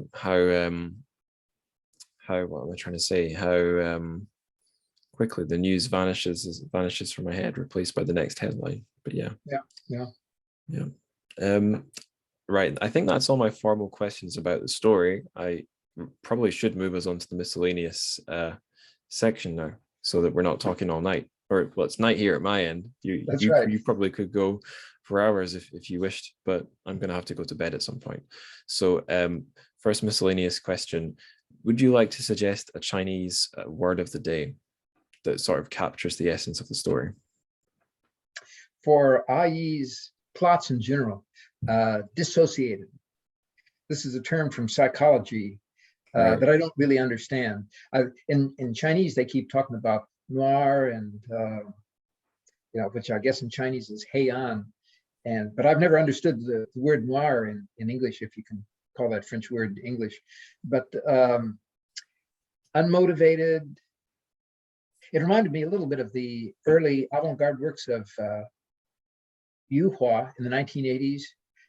If you've ever gone back and read those, Xianshi Yizhong, another kind of reality, is a story named after 1986. One sentence doesn't necessarily follow the logic or have any particular connection to the sentence in front of it. This was sort of my impression of some of the plotting in some of the stories, not so much this one, but inexplicable. Unmotivated, inexplicable. There's no way of putting it all together. It's almost random.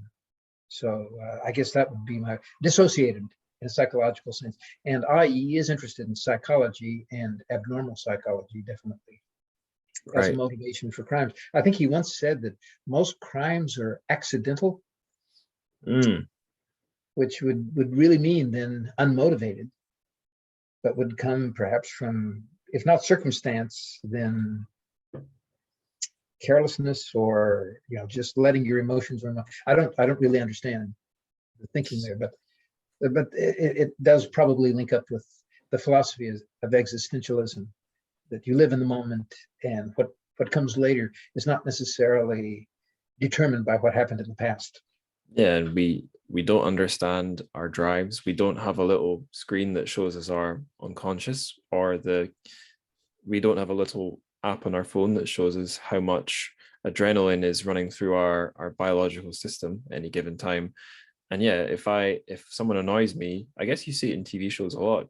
Someone pushes someone out of anger, and then that person lands the wrong way, and then their life's over, and that person has just become a killer. I mean, I'm sure that's a description of a lot of manslaughters that happen. Just completely absurd things that needn't have happened. I read a thing just in a Facebook comment thread recently that it was on stats about suicides. Sorry to take things in a dark direction, but according to this one Facebook commenter, who perhaps isn't the most reliable source to quote, but this one Facebook commenter who said they knew what they were talking about, said that in most cases, suicides are not the result of long drawn out plans or ideations. They tend to be the result of like ideations that began 5, 10, 15 minutes ago. They're very rapid series of a rapid decline into like the sort of fatal action. And yeah, I guess it's all the more tragic because had that person not fallen into that one state of mind, given another half hour, that state of mind would be gone. And like, I don't know, if I think of a time when I become very angry, all the world's gone black, and then an hour later, I can't even understand how I could have got into that headspace. And I think that, yeah, it points to like, for me, existentialism, it's a lot like a lot of kinds of philosophy. It's about doing away with your illusions. And in existentialism, it's often comforting illusions that you need to do away with. But the idea is to come out the other end more, I don't know, not a nihilist, but more sure that even despite all the things set against you, you at least now understand them and you can face them and do something about it. Since it's a Chinese word of the day, what's the best translation for disassociated? I looked it up actually. The jiali or li jiali, something like that. There is a Chinese term for it. Li jia. Okay. Let me just hang on. faff about here. Li Jiao. Let's see. Nope, it's not understand. I'm just typing stuff into the Pinyin keyboard to see if it will give me the right one, but my character knowledge just isn't good enough. Yeah, would you be able to type that one? Yeah, let me see. I did this once, English to Oh yeah, that would be the Chinese. smarter way to do it, wouldn't it? Disassociated. Oh yeah, Jialida. Jelly, yeah, jelly is what they come up with. Right. Okay, I'll pop that in my notes. Lovely. So disassociated, Jialida, to make it the adjective. Yeah. Now the next one, I guess the story kind of answers this question for us. Oh, here it gets Yoli. Yo as in to journey. Yoli. Oh, that's okay. Associate. Okay. Jialida, right. I think is the psychological term. Right. Okay. So our word of the day, I'll put to disassociate, and hopefully I remember what yo, the right yo, looks like. Yeah, 水字旁, 三点水. Oh, it's gonna type it into the wrong. Yeah, that's it. Yeah. Yo. Oh yeah, it's got the Sandian Shui, so that I'm pretty sure that's the right one. Yeah. It's the same yo from Liu Yo holiday, right? Right. Okay, great. Now the next question, I think the story basically answers this one for us. So pressure's off if you want to use the song in the story, but if you could pick any piece of music to pair the curse with, what would it be? I knew from some of your previous podcasts that this would come up. A very strange idea came to me last night. Because IE wrote a story or a novel collection, a story collection called Liao, Kanjian Walla, The Bird Saw Me, right, which somehow stuck in my mind. And so then I began to think of Edith Piaf, The Little Sparrow, and La Mon Piaf or something in French. And so I was thinking of that. And then I think, well, maybe non, je ne regrette rien. I'm not sorry about anything. I guess that's sort of like the fellow who narrates A Perfect Crime. I'm not sorry for anything I did. So, whatever you can figure there. But that would be a very existentialist thing. Probably good that comes from France. Yeah, the home of existentialism. That just shows, association. Okay. So we'll go with that one. Non, je ne regrette rien. I think we might. I will have to check this. We might have had that on another episode, but. Oh really? Oh yeah. I'm not sure though. I'm people like her. Yeah. That's for me, being a millennial. That's just not just, but first thing that I think of when I think of that song is the film Inception, because it makes well, it's key to the plot actually, that song. So I knew what it sounded like long before I actually knew the name. Well, something punk or grunge or something like that would probably be more appropriate, but that's beyond me. I began my musical consciousness when I sat down with my parents for the new TV thing, Your Hit Parade. So probably didn't have, I don't know. These are sort of the crooners generation. So they didn't like Elvis, so I didn't like Elvis. Right. Yeah. I used to listen to tapes actually, as well as CDs of an old British comedy radio show called The Goons that had Spike Milligan, Peter Sellers, and Harry Seacombe.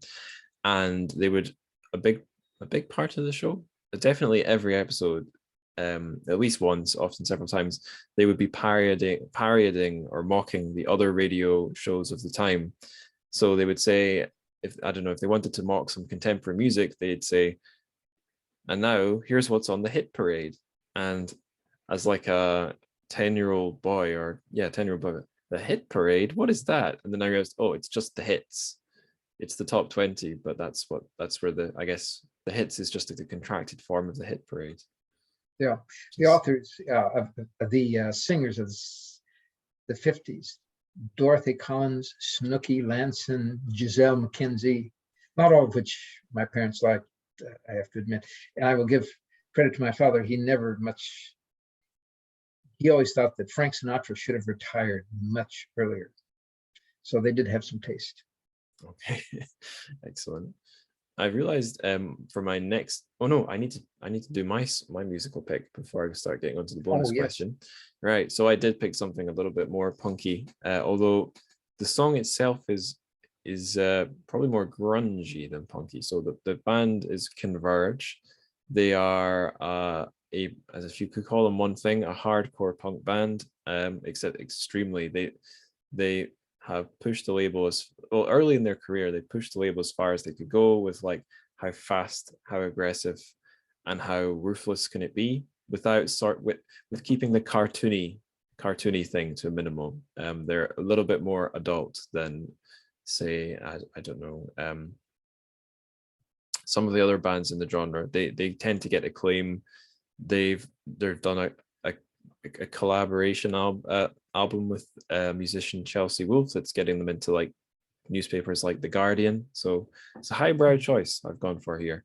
But the song of theirs, it's from a later album. I think, to be honest, a lot of their albums I can't really listen to, but I bought one called Axe to Fall, which has some very short, very fast tracks, but then a couple of longer, slow ones. And this is one of the longer, slow ones. And there's an amazing fan-made music video for it, stitched together from a few films with sort of surreal. Put it like this: it's the only time I've seen satanic imagery in a metal music video not look stupid. It's actually very powerful and weird. The song is called Wretched World, and it's basically just,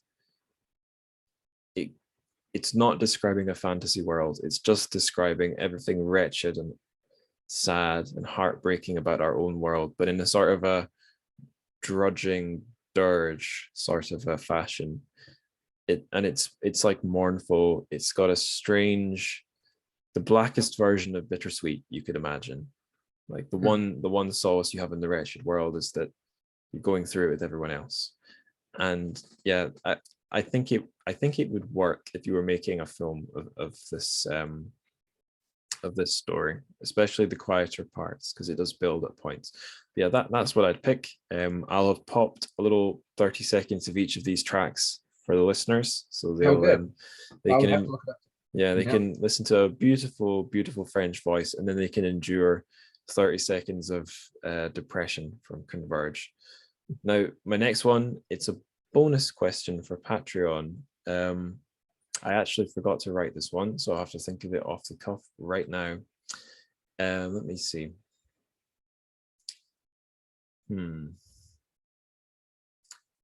Okay, here's one.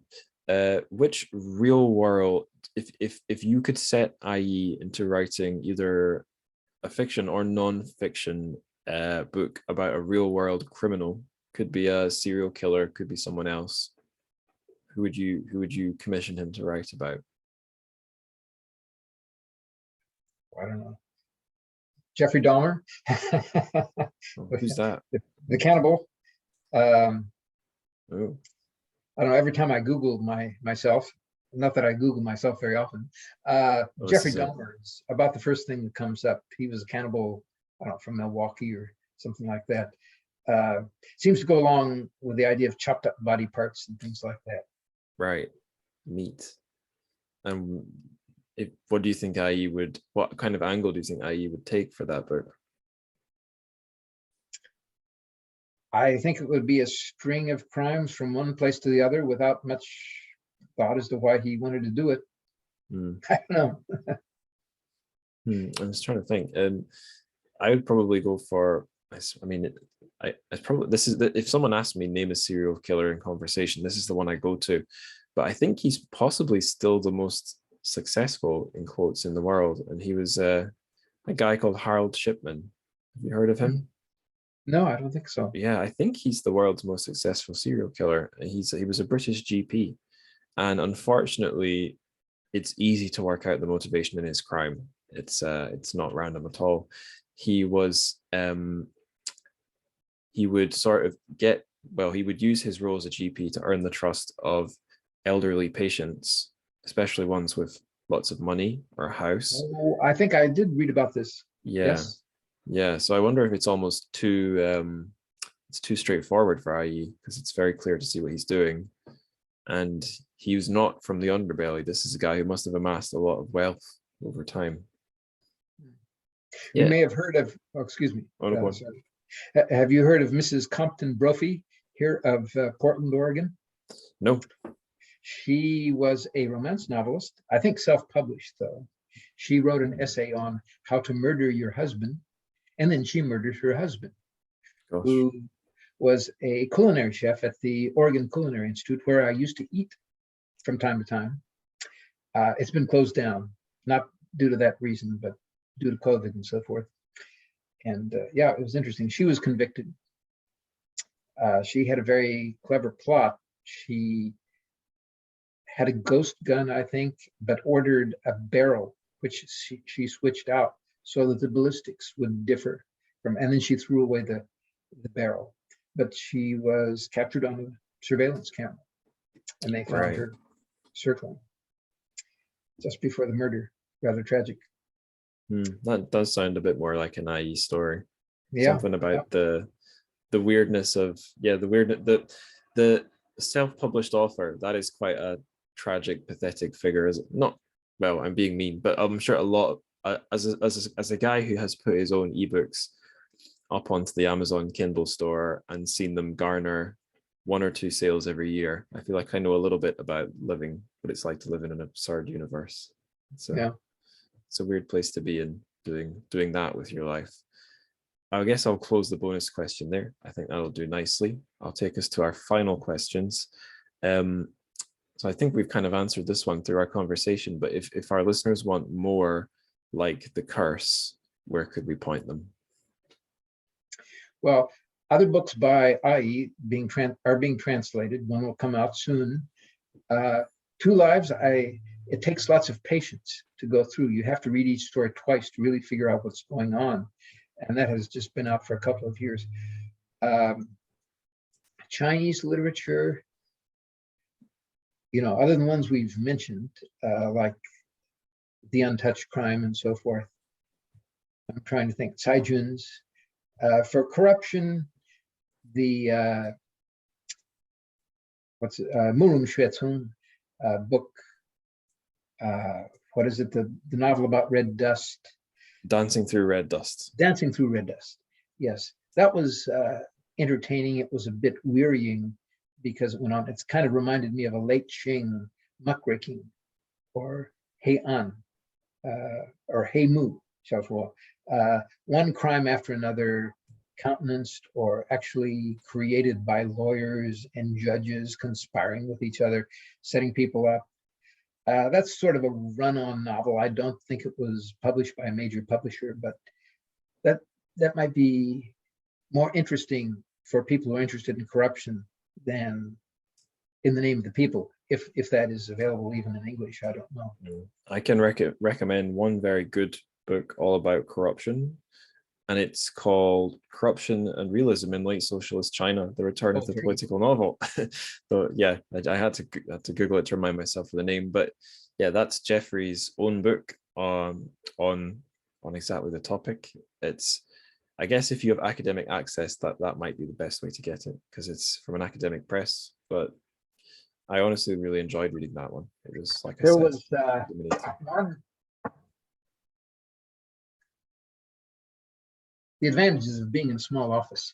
Wang Xiaofang, The Civil Servant's Notebook, translated by someone from that wonderful organization, Paper Republic, Eric Abrahamson. Oh yeah.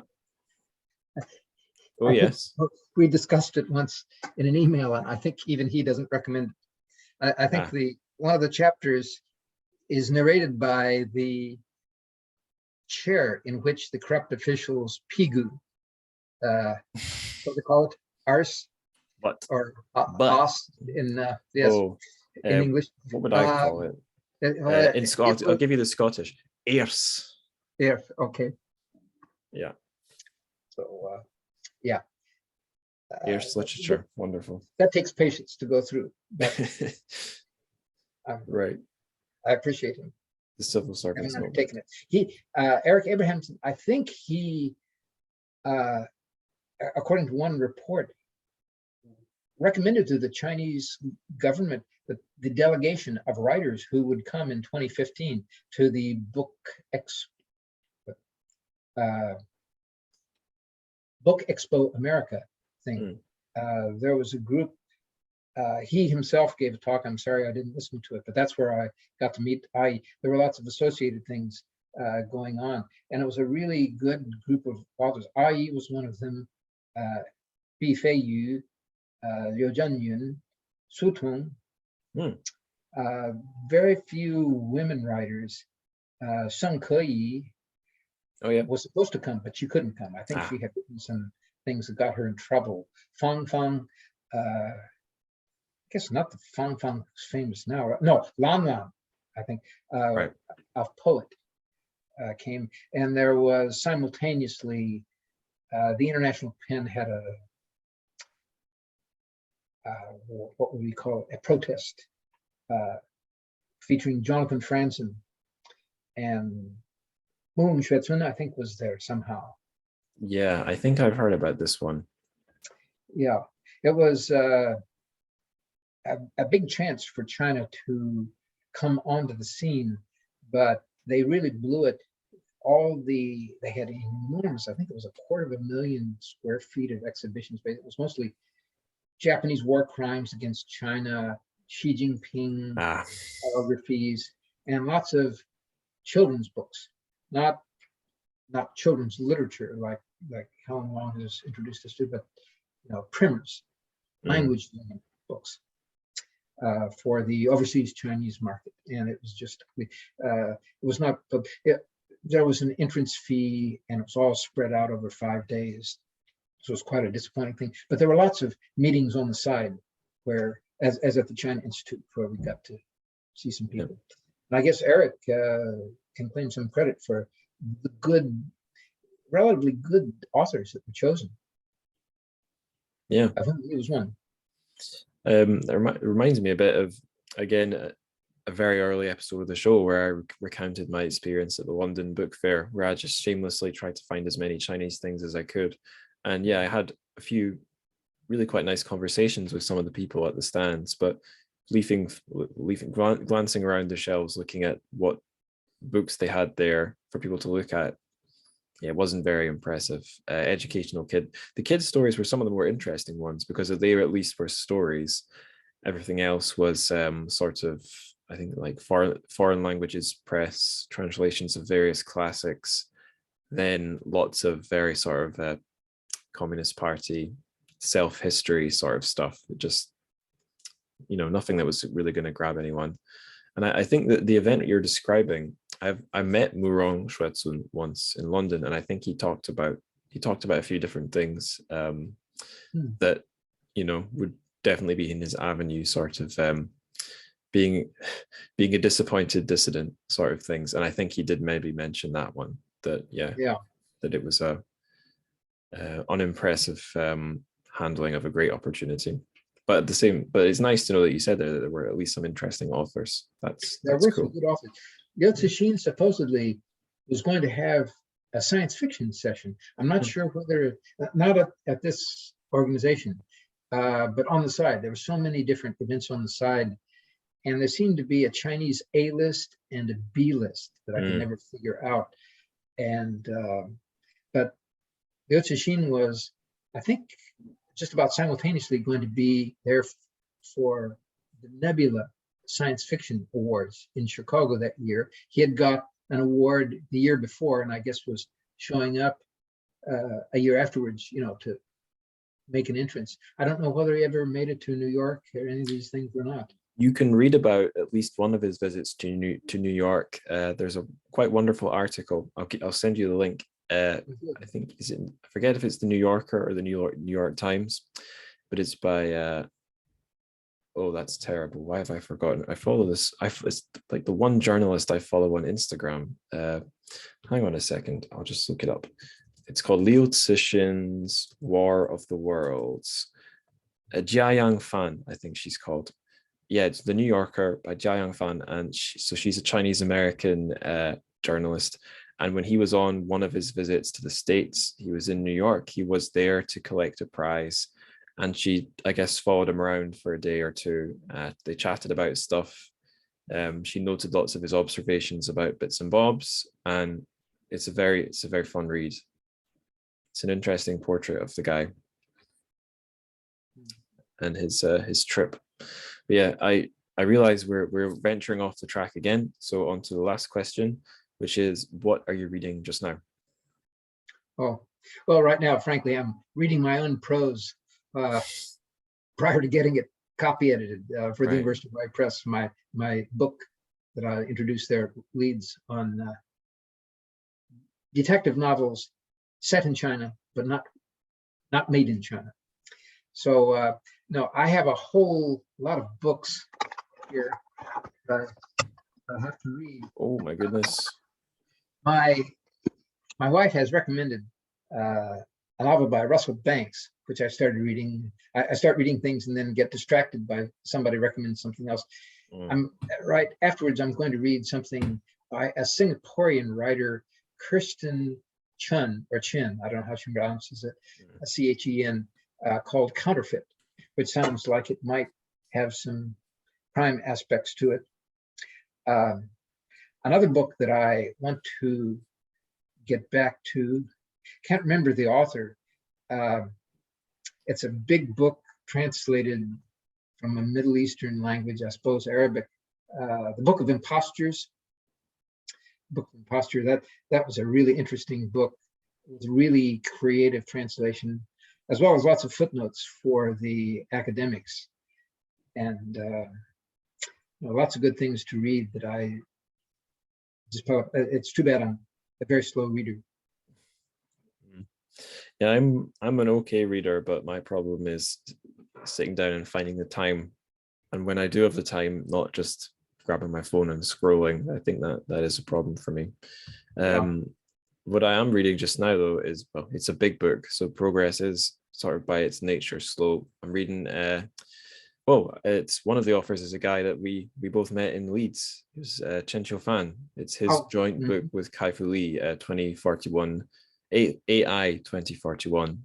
So probably a lot of listeners already know that, but the format of that one is Kai-Fu writes you a very brief intro to a sci-fi short story that Chen Qiufan has written, and they all are sort of thought exercises of something AI could be doing in 2041. They actually give a number. They say that the technology's chance, the tech in the story has an 80% chance of being a reality by 2041 when all the stories are set.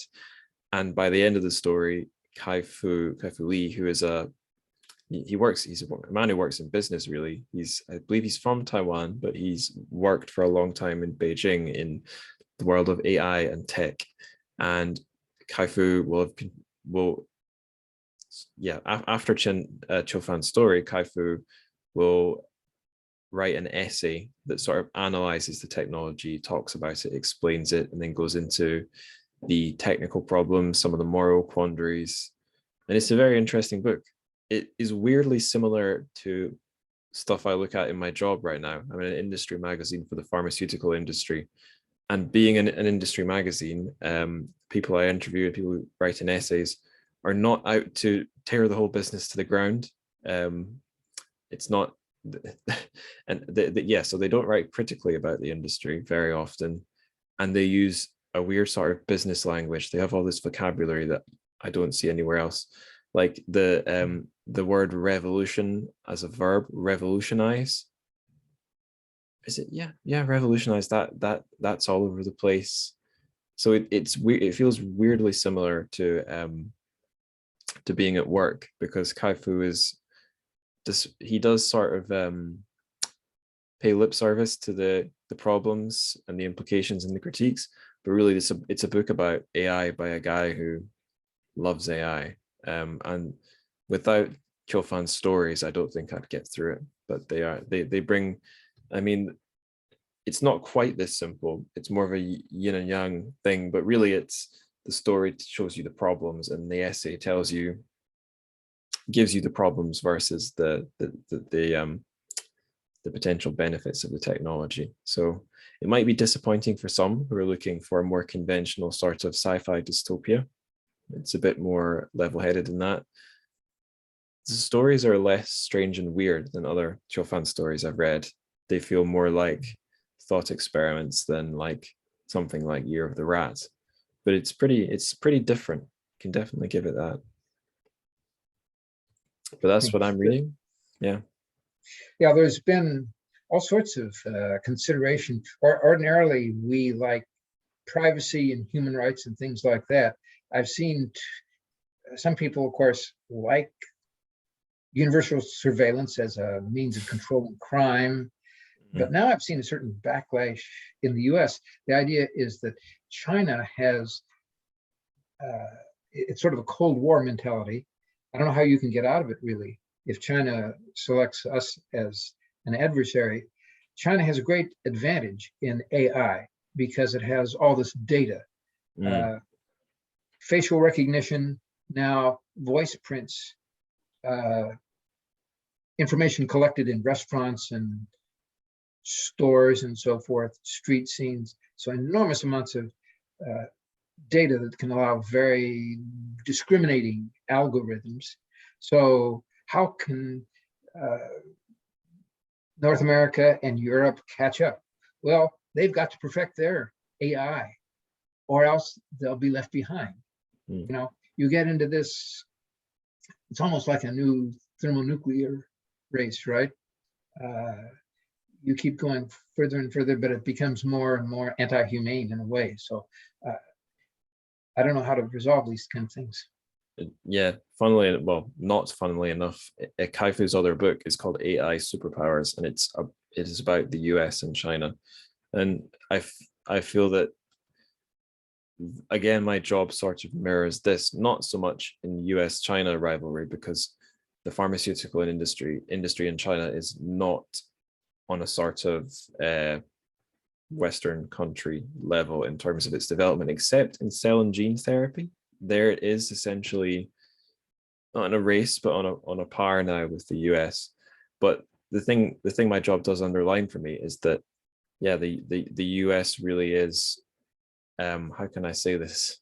It's not just another Western country. It is this in pharma. That's where all the great big money and movers are, and the US's FDA is that. Well, I suppose Europe has its own regulation agency, but just it's an eye opener to what a standard setter and leader so many things in the States are, and what a big deal that is if another country moves in as a peer or an equal. It completely changes things. Yeah. Well, there's great concentration of power and money and institutional capture by the private sector of governmental organs in many cases. So you don't know what to say.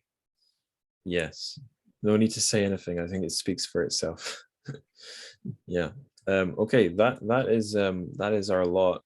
Is there anything we've not hit on that you'd like to mention just now? I think I've exhausted my possibilities. Thank you very much, Angus. Hope we hear more about your pharmaceutical exploits sometime. Well, but you certainly added a lot to Chinese literature studies. Yeah, well, I have a degree in lit to help me. I don't have a degree in bioscience, but I am learning on the job. And I do actually have an article, it's an interview article. It's not written by me, but it is an interesting look at Chinese pharma. It's an interview with the guy called Hong Pan, who works for Lonza, which I think is certainly a Western company, who've been doing pharma operations in China since the 80s, or at least the early 90s, which is, so they've been there a long time. Their head of China operations is this guy Hong Pan, so a Chinese guy. and I was hoping for some kind of interesting perspective rather than just like the guy talking about his own company, and he obliged.